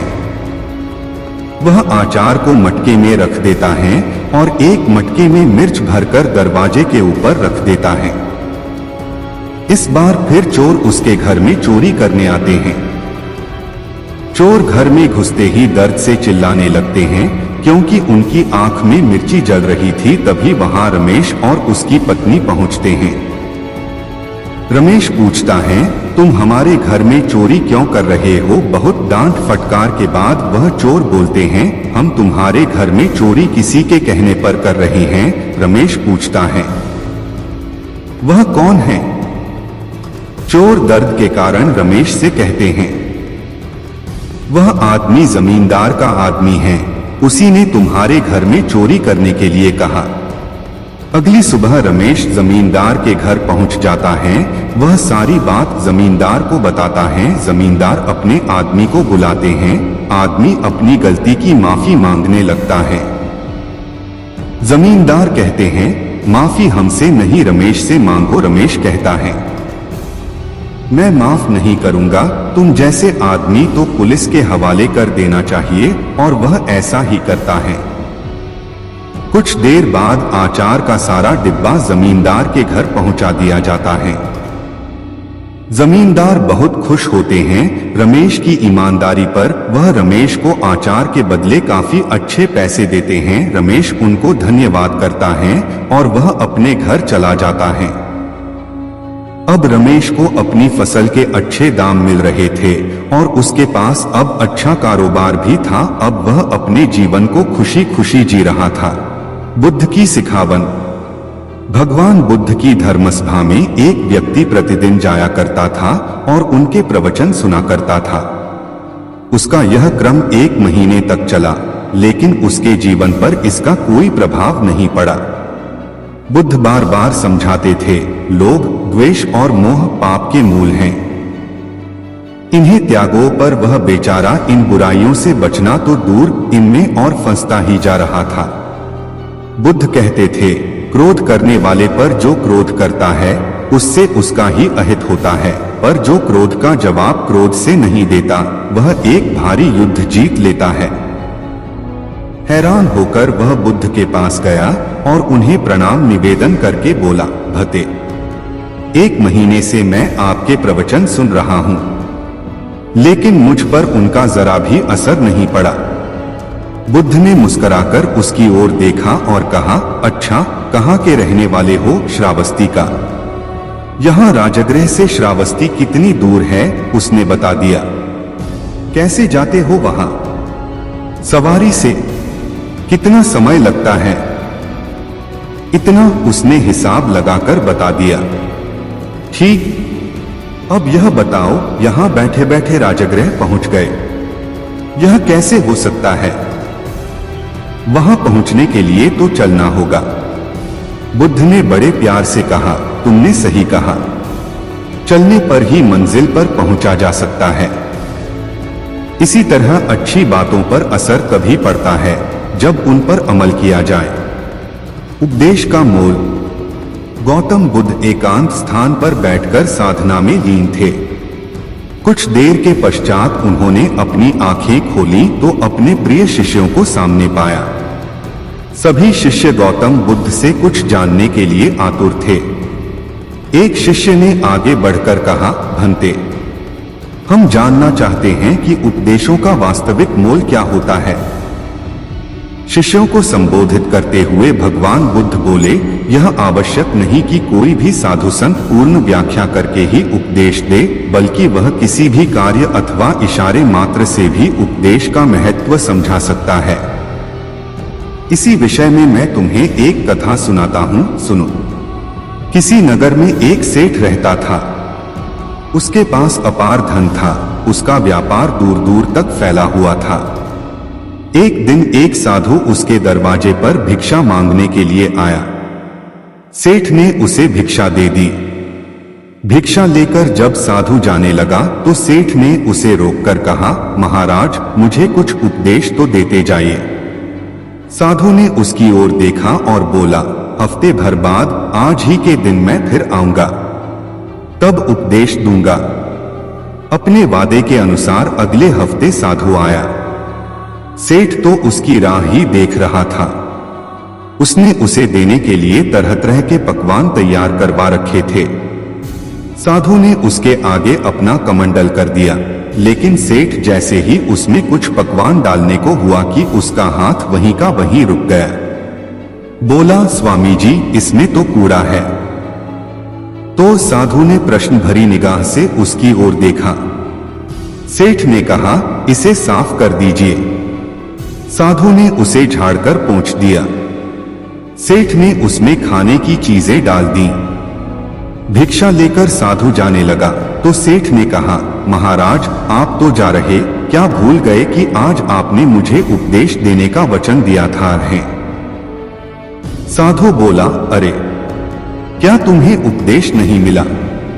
तो सुनो, मेरे कमंडल में जब गंदगी थी तो तुमने उसमें खाने की चीजें नहीं डाली, उसे साफ करा लिया। इसी तरह तुम्हारे अंदर काम, क्रोध, लोभ, मोह आदि जाने कितनी बुराइयां भरी पड़ी हैं। पहले उन्हें साफ करो, तब कुछ पा सकोगे। तब सेठ को साधु के उपदेश का मोल समझ में आया और उसने उसको अपने जीवन में ढालने का प्रयत्न किया। आलस का फल। गौतम तम बुद्ध के प्रिय शिष्यों में एक ऐसा भी था जो बहुत आलसी था, परंतु वे उसे भी उतना ही स्नेह करते जितना अन्य शिष्यों को। एक दिन गौतम बुद्ध ने उस शिष्य को एक कथा सुनाते हुए कहा, किसी गांव में एक ब्राह्मण रहा करता था। वह बड़ा भला आदमी था, लेकिन साथ ही काम को टाला करता था।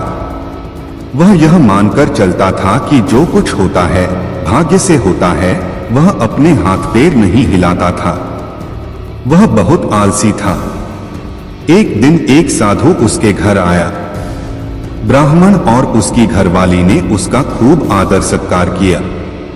साधु ने चलते समय खुश होकर ब्राह्मण से कहा, तुम बहुत गरीब हो, लो, मैं तुम्हें पारस पथरी देता हूं। 7 दिन के बाद मैं आऊंगा और इसे ले जाऊंगा। इस बीच तुम जितना सोना बनाना चाहो बना लेना। ब्राह्मण ने पथरी ले ली। साधु चला गया। उसके जाने के पश्चात ब्राह्मण ने घर में लोहा खोजा। उसे बहुत थोड़ा लोहा मिला। वह उसी को सोना बनाकर बेच आया और कुछ सामान खरीद लाया। अगले दिन स्त्री के बहुत जोर देने पर लोहा खरीदने बाजार में गया तो लोहा कुछ महंगा था। वह घर लौट आया। 2-3 दिन बाद फिर वह बाजार गया तो पता चला कि लोहा अब पहले से भी महंगा हो गया है। कोई बात नहीं, उसने सोचा 1-2 दिन में भाव जरूर नीचे आ जाएगा, तभी खरीदेंगे। किंतु लोहा सस्ता नहीं हुआ और दिन बीतते गए। 8वें दिन साधु आया और उसने अपनी पथरी मांगी तो ब्राह्मण ने कहा, महाराज मेरा तो सारा समय यूं ही निकल गया, अभी तो मैं कुछ भी सोना नहीं बना पाया। आप कृपा करके इस पथरी को कुछ दिन मेरे पास और छोड़ दीजिए। लेकिन साधु राजी नहीं हुआ। उसने कहा, तुम जैसा आदमी जीवन में कुछ नहीं कर सकता। तुम्हारी जगह और कोई होता तो कुछ का कुछ कर डालता। जो आदमी समय का उपयोग नहीं जानता वह कभी सफल नहीं होता। ब्राह्मण पछताने लगा, पर अब क्या हो सकता था। साधु पथरी लेकर जा चुका था। उसे अपने आलस और भाग्य पर जरूरत से ज्यादा यकीन की कीमत चुकानी पड़ी। इसलिए कहा जाता है कि आलस आदमी का सबसे बड़ा दुश्मन होता है। शिष्य अब बुद्ध के कहने का तात्पर्य समझ चुका था। उसने कसम खाई कि वह आज के बाद आलस को त्याग देगा। इसके पश्चात उसने कभी आलस नहीं किया। सांच को आंच नहीं। एक दिन भगवान बुद्ध अपने शिष्यों को सच का उपदेश दे रहे थे। सच्चाई पर आधारित कथा सुनाते हुए भगवान बुद्ध बोले, किसी नगर में एक जुलाहा रहता था। वह बहुत बढ़िया कंबल तैयार करता था। एक दिन उसने एक साहूकार को 2 कंबल दिए। साहूकार ने 2 दिन बाद उनका दाम ले जाने को कहा। साहूकार दिखाने को तो धर्म क्रम करता था, माथे पर तिलक लगाता था, लेकिन मन उसका मैला था। वह अपना रोजगार छलकपट से चलाता था। 2 दिन बाद जुलाहा अपना पैसा लेने आया तो साहूकार ने कहा, मेरे यहाँ आग लग गई, उसमें दोनों कंबल जल गए, तो अब मैं दाम क्यों दूं? जुलाहा बोला, यह नहीं हो सकता, मेरा धंधा सच्चाई पर चलता है और सच में कभी आग नहीं लग सकती। जुलाहे के कंधे पर एक कंबल पड़ा था। उसे सामने करते हुए उसने कहा, यह लो, लगाओ इसमें आग। साहूकार बोला, मेरे यहाँ कंबलों के पास मिट्टी का तेल रखा था, कंबल उसमें भीग गए थे इसलिए जल गए। जुलाहे ने कहा, तो इसे भी मिट्टी के तेल में भिगो लो। काफी लोग वहां इकट्ठे हो गए। सबके सामने कंबल को मिट्टी के तेल में भिगोकर आग लगा दी गई। लोगों ने देखा कि तेल जल गया, लेकिन कंबल जैसा था वैसा बना रहा। जुलाहे ने कहा, याद रखो, सांच को आंच नहीं। साहूकार ने लज्जा से सिर झुका लिया और जुलाहे के पैसे चुका दिए। सच ही कहा है कि जिसके साथ सच होता है उसका साथ तो भगवान भी नहीं छोड़ता।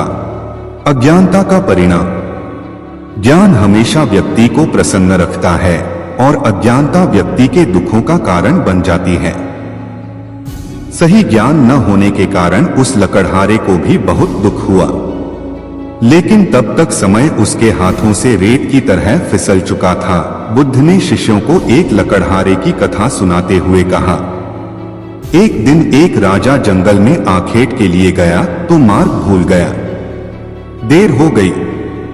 भूख और प्यास से व्याकुल होने लगा। तभी देखा कि जंगल में एक लकड़हारा लकड़ियां काट रहा है। बहुत से पेड़ कट चुके हैं, थोड़े से बाकी हैं। उन्हीं में से एक पेड़ की शाखाओं को नीचे गिरा रहा है। राजा ने उसके पास जाकर कहा, भाई, मैं बहुत भूखा हूं, बहुत प्यास लगी है, तुम्हारे पास खाने को कुछ है क्या? लकड़हारे ने कहा, है, आओ बैठो। दूर उधर एक बावड़ी है, मैं वहां से पानी लाता हूं। तुम यह रोटी खाओ। और पोटली से निकालकर एक मोटी सी रोटी उसने राजा के सामने रख दी। थोड़ा सा शाक भी था। राजा ने उसको खाया। लकड़हारे का लाया हुआ पानी पिया। शांत होकर कहा, मैं अमुक स्थान का राजा हूं, मार्ग भूल गया हूं। लकड़हारे ने मार्ग बतला दिया। राजा ने कहा, कष्ट के समय तुमने मेरी सहायता की। यदि तुमको कभी आवश्यकता पड़े तो मेरे पास आ जाना, मैं तुम्हारी सहायता करूंगा। कुछ दिन व्यतीत हो गए।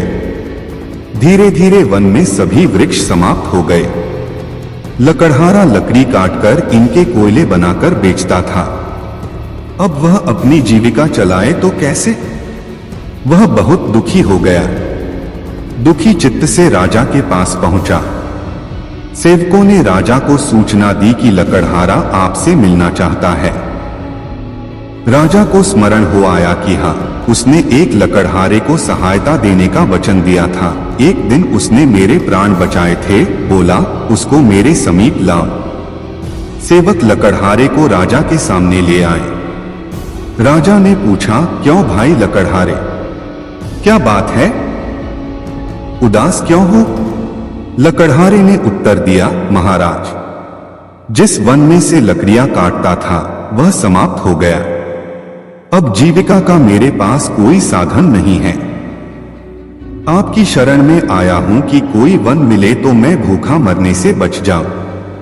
राजा ने कहा, तुम्हारी समस्या का समाधान अवश्य ही होगा। उसके चले जाने के पश्चात अपने मंत्रियों को बुलाकर परामर्श किया कि इस लकड़हारे को क्या दिया जाए। परामर्श करने के पश्चात निर्णय हुआ कि शहर के दक्षिण में राजा का चंदन के वृक्षों का जो वन है वह लकड़हारे को दे दिया जाए। पदाधिकारियों को बुलाया गया। चंदन के वृक्षों का वह वन लकड़हारे के नाम कर दिया और उसको सूचना दे दी गई।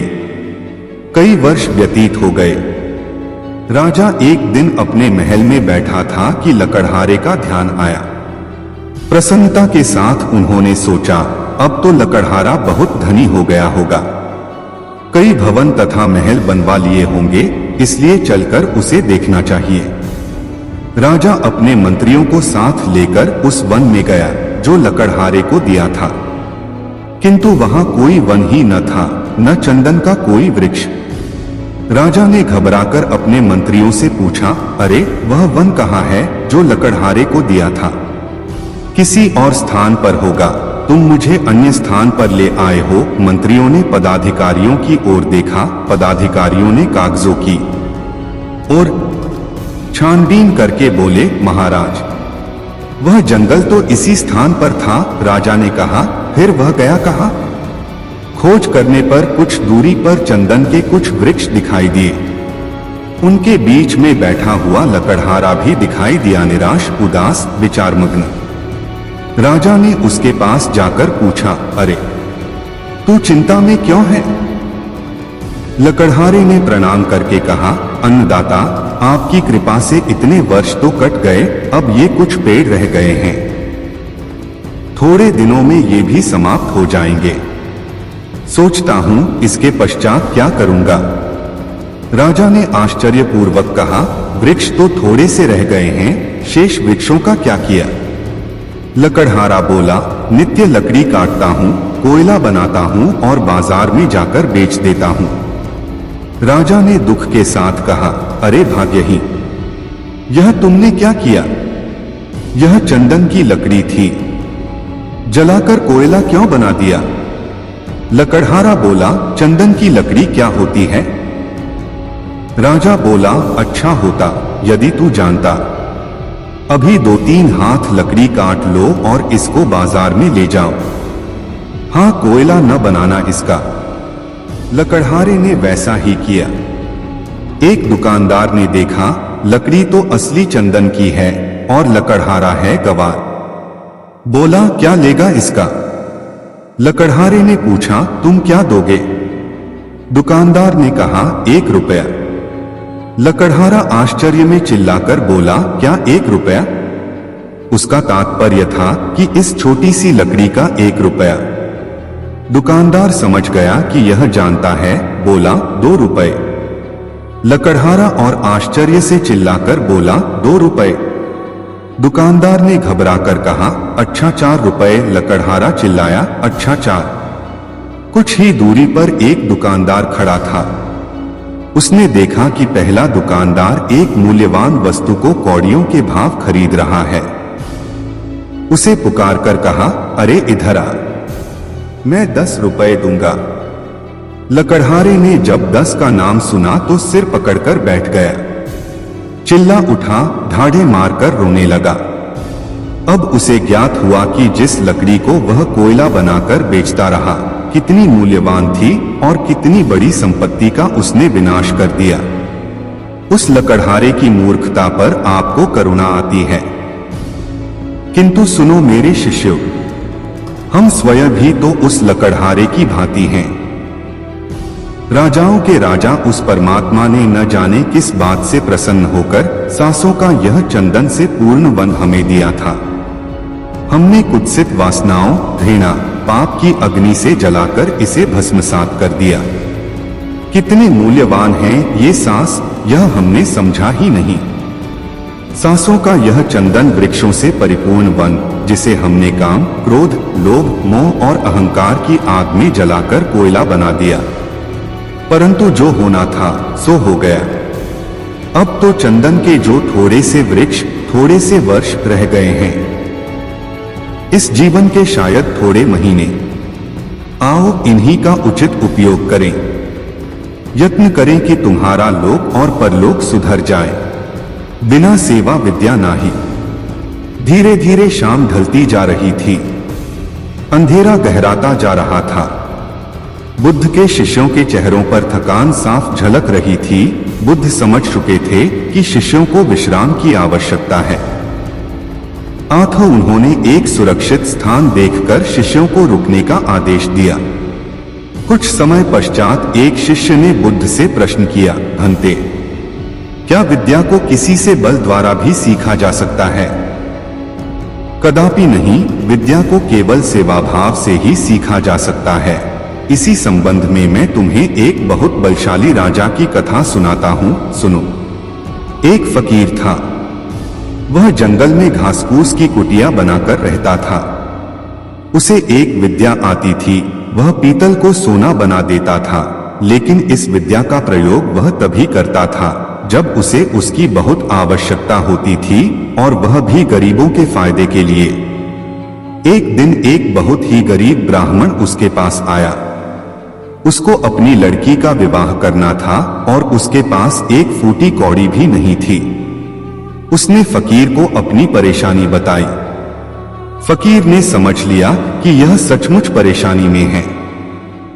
उसने पीतल के एक बर्तन को सोने का बनाकर उसे दे दिया और कहा कि इस बर्तन को बेचकर उन रुपयों से अपनी बेटी का विवाह कर लेना। ब्राह्मण उस बर्तन को लेकर एक सुनार की दुकान पर गया। जब उसने सुनार को वह बर्तन दिखाया तो सुनार को संदेह हुआ। ऐसे फटेहाल आदमी के पास सोने का बर्तन हो न हो, यह राजा का ही है। सुनार उसे पकड़कर राजा के पास ले गया। राजा ने पूछा कि क्या बात है, तो उसने सारी बात सच सच बता दी। बात सुनकर राजा के मन में लालच आ गया। उसने सोचा, फकीर को बुलाकर यह विद्या अवश्य सीखनी चाहिए। यह सोचकर उसने ब्राह्मण को तो छोड़ दिया, साथ ही अपने एक सिपाही से कहा कि जाओ और उस फकीर को पकड़कर ले आओ। सिपाही गया और थोड़ी देर में ही फकीर को लेकर आ गया। राजा ने कहा, फकीर, तुम पीतल को सोना बनाना जानते हो? फकीर बोला, जी हाँ। राजा ने कहा, यह विद्या हमें सिखा दो। फकीर निडरता से बोला, नहीं, मैं ऐसा नहीं कर सकता। जानते हो मैं कौन हूं? राजा ने कड़क कर कहा। फकीर बोला, जानता हूं, खूब अच्छी तरह से जानता हूं। राजा को बहुत गुस्सा आया। उसने कहा, मैं तुम्हें 15 दिन का समय देता हूं। अगर इस बीच तुमने मुझे विद्या सिखा दी तो ठीक, नहीं तो फांसी पर लटकवा दूंगा। उसने फकीर को भेज दिया। वह रोज शाम को उसके पास सिपाही भेजता कि वह तैयार है या नहीं। फकीर का एक ही उत्तर, नहीं। ऐसी विद्या को राजा छोड़ना नहीं चाहता। उसने देख लिया कि फकीर को डराने धमकाने से कोई नतीजा नहीं निकलेगा, तो उसने दूसरा उपाय सोचा। जब 7 दिन बाकी रह गए तो उसने अपना भेष बदला और फकीर के पास जाकर उसकी सेवा करने लगा। उसने फकीर की इतनी सेवा की कि फकीर खुश हो गया। फकीर ने पूछा, बोल तू क्या चाहता है? राजा ने कहा, मुझे आप वह विद्या सिखा दीजिए जिससे आप पीतल से सोना बना देते हैं। फकीर ने उसे विद्या सिखा दी और कहा, देख, इसका इस्तेमाल दीन दुखियों की भलाई के लिए ही करना। राजा अपने महल में आ गया। 15वें दिन उसने फकीर को बुलाया और कहा, बोलो, विद्या सिखाने को तैयार हो या नहीं? फकीर ने कहा, नहीं। तो तुम्हें फांसी लगवा दूं? जरूर। तब राजा ने गर्व से हंसकर कहा, जिस विद्या का तुम्हें इतना घमंड है उसे मैं जानता हूं। इतना कहकर राजा ने एक पीतल के बर्तन को सोने का बनाकर दिखा दिया। फकीर ने कहा, राजन, तुमने यह विद्या किसी की सेवा करके सीखी है। विद्या कभी भी डरा धमकाकर हासिल नहीं की जा सकती। सभी शिष्य कहानी का अर्थ समझ चुके थे। इसके पश्चात सभी ने एक साथ भोजन किया और विश्राम करने लगे। शांति का मार्ग। एक दिन गौतम बुद्ध अपने शिष्यों के मध्य शांति की चर्चा कर रहे थे। चर्चा करते हुए उन्होंने अपने शिष्यों को एक कथा सुनाई। एक व्यापारी था।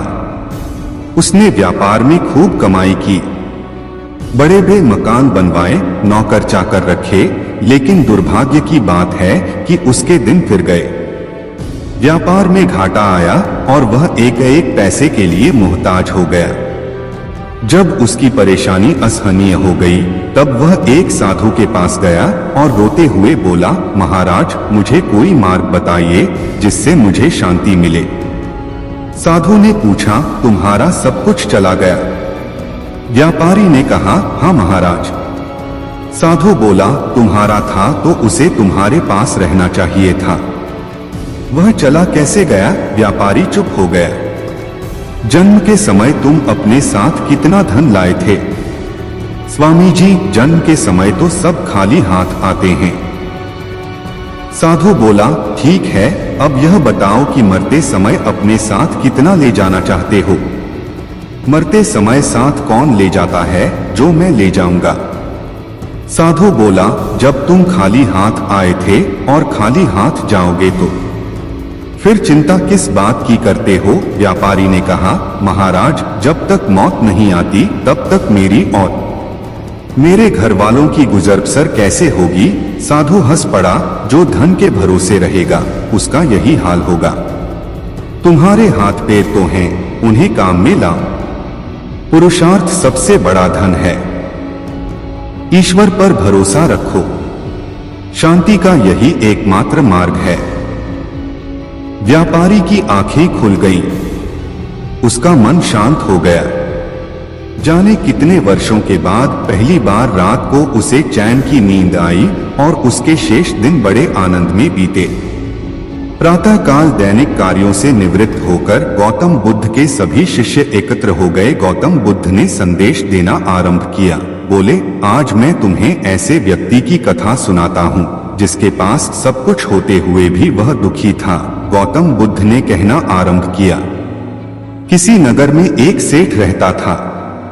उसके पास लाखों की संपत्ति थी, बहुत बड़ी हवेली थी, नौकर चाकर थे। फिर भी सेठ के मन को शांति नहीं थी। एक दिन किसी ने उसे बताया कि अमुक नगर में एक साधु रहता है। वह लोगों को ऐसी सिद्धि प्राप्त करा देता है कि उससे मनचाही वस्तु मिल जाती है। सेठ उस साधु के पास गया और उसे प्रणाम करके निवेदन किया, महाराज, मेरे पास धन की कमी नहीं है, पर फिर भी मेरा मन बहुत अशांत रहता है। आप कुछ ऐसा उपाय बता दीजिए कि मेरी अशांति दूर हो जाए। सेठ ने सोचा कि साधु बाबा उसे कोई ताबीज दे देंगे या और कुछ कर देंगे जिससे उसकी इच्छा पूरी हो जाएगी, लेकिन साधु ने ऐसा कुछ भी नहीं किया। अगले दिन उसने सेठ को धूप में बिठाए रखा और स्वयं अपनी कुटिया के अंदर छाया में जाकर चैन से बैठा रहा। गर्मी के दिन थे। सेठ का बुरा हाल हो गया। उसको बहुत गुस्सा आया, पर वह उसे चुपचाप पी गया। दूसरे दिन साधु ने कहा, आज तुम्हें दिन भर खाना नहीं मिलेगा। भूख के मारे दिन भर सेठ के पेट में चूहे कूदते रहे। अन्न का एक दाना भी उसके मुंह में नहीं गया, लेकिन उसने देखा कि साधु ने तरह तरह के पकवान उसी के सामने बैठकर बड़े आनंद से खाए। सेठ सारी रात परेशान रहा। उसे एक क्षण को भी नींद नहीं आई। वह सोचता रहा कि साधु तो बड़ा स्वार्थी है। तीसरे दिन सवेरे ही उठकर उसने अपना बिस्तर बांधा और चलने को तैयार हो गया। तभी साधु बाबा उसके सामने आकर खड़े हो गए और बोले, सेठ क्या हुआ? सेठ ने कहा, मैं यहाँ बड़ी आशा लेकर आपके पास आया था, लेकिन मुझे यहाँ कुछ नहीं मिला। उल्टे ऐसी मुसीबतें उठानी पड़ी जो मैंने जीवन में कभी नहीं उठाई। मैं जा रहा हूं। साधु हंसकर बोला, मैंने तुम्हें इतना कुछ दिया, पर तूने कुछ भी नहीं लिया। सेठ ने विस्मय भाव से साधु की ओर देखा और बोला, आपने तो मुझे कुछ भी नहीं दिया। साधु ने कहा, सेठ, पहले दिन जब मैंने तुम्हें धूप में बिठाया और स्वयं छाया में बैठा रहा, तब मैंने तुम्हें बताया कि मेरी छाया तेरे काम नहीं आ सकती।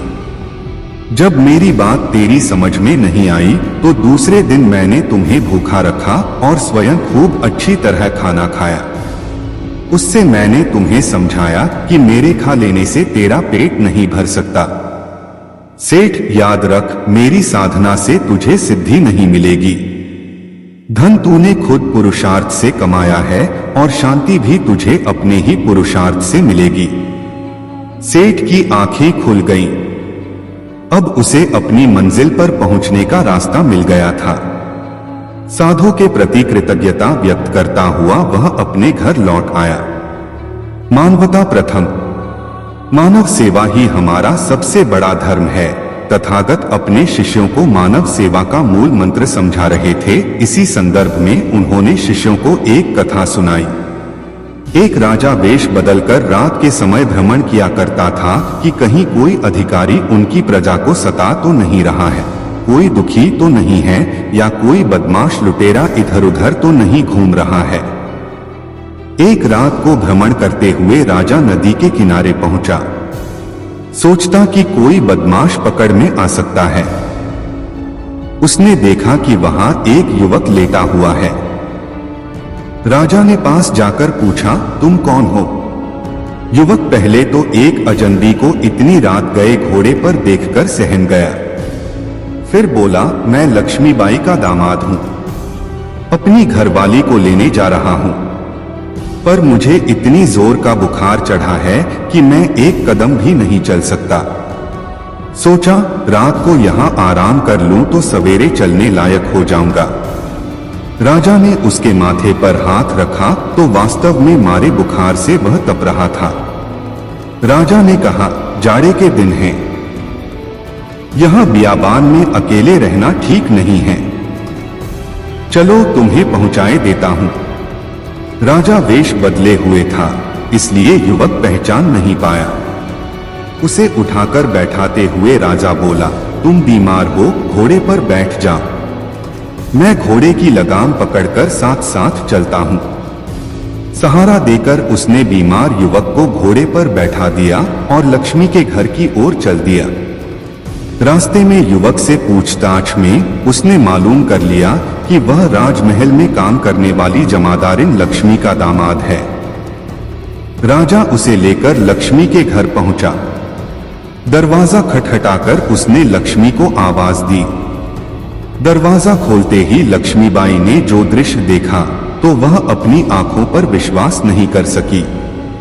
वह राजा के पैरों में गिर पड़ी और क्षमा मांगने लगी। राजा ने कहा, लक्ष्मी, तुम यह क्यों भूल जाती हो कि मैं राजा बाद में हूं और मानव पहले। मानव होने के नाते मानवता मेरा पहला धर्म है। भगवान का वादा, ईश्वर हर जगह हर रूप में कहीं भी प्रकट हो सकता है। वह तो दो अंतर्यामी हैं, महात्मा बुद्ध ने अपने प्रिय शिष्यों को ईश्वर की महिमा की कथा सुनाते हुए कहा। एक वृद्धा थी, सदा भगवान के ध्यान में लगी रहती थी। अपने हाथों का बना खाना भगवान को खिलाने की उसकी बड़ी इच्छा थी। एक बार भगवान ने उसके स्वप्न में आकर कहा, मैं कल जरूर तुम्हारे हाथों का खाना खाऊंगा। वृद्धा खुश हुई, भगवान के लिए बढ़िया खाना बनाने की सोची। दुकान से रसोई का सामान लेकर लौटी तो घर के चबूतरे पर एक बूढ़े विपन्न दंपति दिखाई पड़े। बदन पर चीथड़े, बिखरे सूखे बाल, सर्दी में कांपते शरीर। वृद्ध ने कहा, माता, 2 दिन से भूखे हैं, हमें थोड़ा सा खाना दे दो। वृद्धा का मन व्याकुल हुआ। ये चीजें भगवान के लिए हैं और फिर से खरीदने के लिए पैसा भी नहीं है, क्या किया जाए? थोड़ा हिचकिचाई, फिर उसने सोचा, भगवान आए तो और एक बार आने को कहूंगी। आखिर भगवान तो इनके जैसे भूखे नहीं होंगे न। बस वृद्धा ने जल्दी खाना बनाया, उन्हें प्यार से खिलाया। अब उसके मन में शांति और अपार संतोष था। भगवान तो नहीं आए। रात को फिर भगवान ने दर्शन दिए तो वृद्धा ने पूछा, भगवान, आपने वादा नहीं निभाया, आप नहीं आए। आपने अच्छा किया, वरना आप आते तो भी खिलाने को मेरे घर में आज कुछ नहीं था।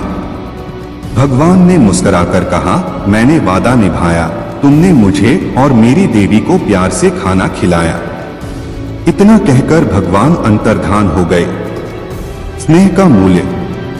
स्नेह ही संसार में एकमात्र ऐसा शब्द है जो एक दूसरे को पास लाता है।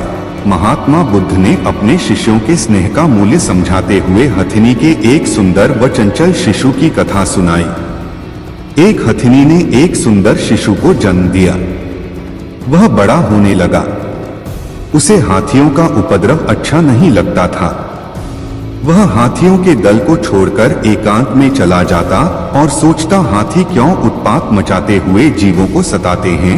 एक दिन वह हाथी एकांत में बैठा हुआ था। सहसा उसकी दृष्टि सामने एक वृक्ष पर पड़ी। वृक्ष पर एक कृशकाय बंदर बैठा था। वह उदास लग रहा था। हाथी उससे बोला, बंदर भाई, बड़े दुखी दिखाई दे रहे हो, बताओ तुम क्यों दुखी हो? बंदर बोला, मैं शरीर से निर्बल हूं, मेरे साथी मुझे छोड़कर चले गए हैं, इसलिए मैं दुखी हूं। हाथी धीरज बंधाता हुआ बोला, तुम चिंता मत करो, मैं जा रहा हूं, तुम्हारे साथियों को बुला लाऊंगा। यदि वे नहीं आएंगे तो मैं तुम्हारी सेवा करूंगा। हाथी बंदर के साथियों की खोज में चल पड़ा। कुछ दूर जाकर उसने देखा कि एक वृक्ष पर कुछ बंदर उदलकूद कर रहे हैं। उसने सोचा, ये सब ही उस बंदर के साथी हैं। बंदर हाथी को देखते ही डरकर भागने लगे। हाथी ने प्यार से बंदरों को रोकते हुए कहा, मुझसे डरो नहीं, तुम सब मुझे अपना प्रिय भाई समझो। बालक हाथी के स्वर में प्यार था। बंदरों ने ऐसा अद्भुत हाथी कभी नहीं देखा था। वे आश्चर्य से हाथी की ओर देखने लगे। हाथी पुनः बोला, तुम सब अपने बीमार साथी को अकेला छोड़कर क्यों चले आए हो? किसी बीमार को असहाय छोड़ देना अधर्म है। वापस लौटकर उसने दुखी बंदर से कहा, मैं तुम्हारे साथियों को ढूंढ लाया, अब ये कभी तुम्हें छोड़कर नहीं जाएंगे। हाथी के उपकार ने उदास बंदर का मन हर्ष से भर दिया। हाथी की विनम्र वाणी ने सभी जीवों में नए प्राण भर दिए। जो प्यार से बोलता है, दूसरों का उपकार करता है, उसकी पूजा सभी लोग करते हैं।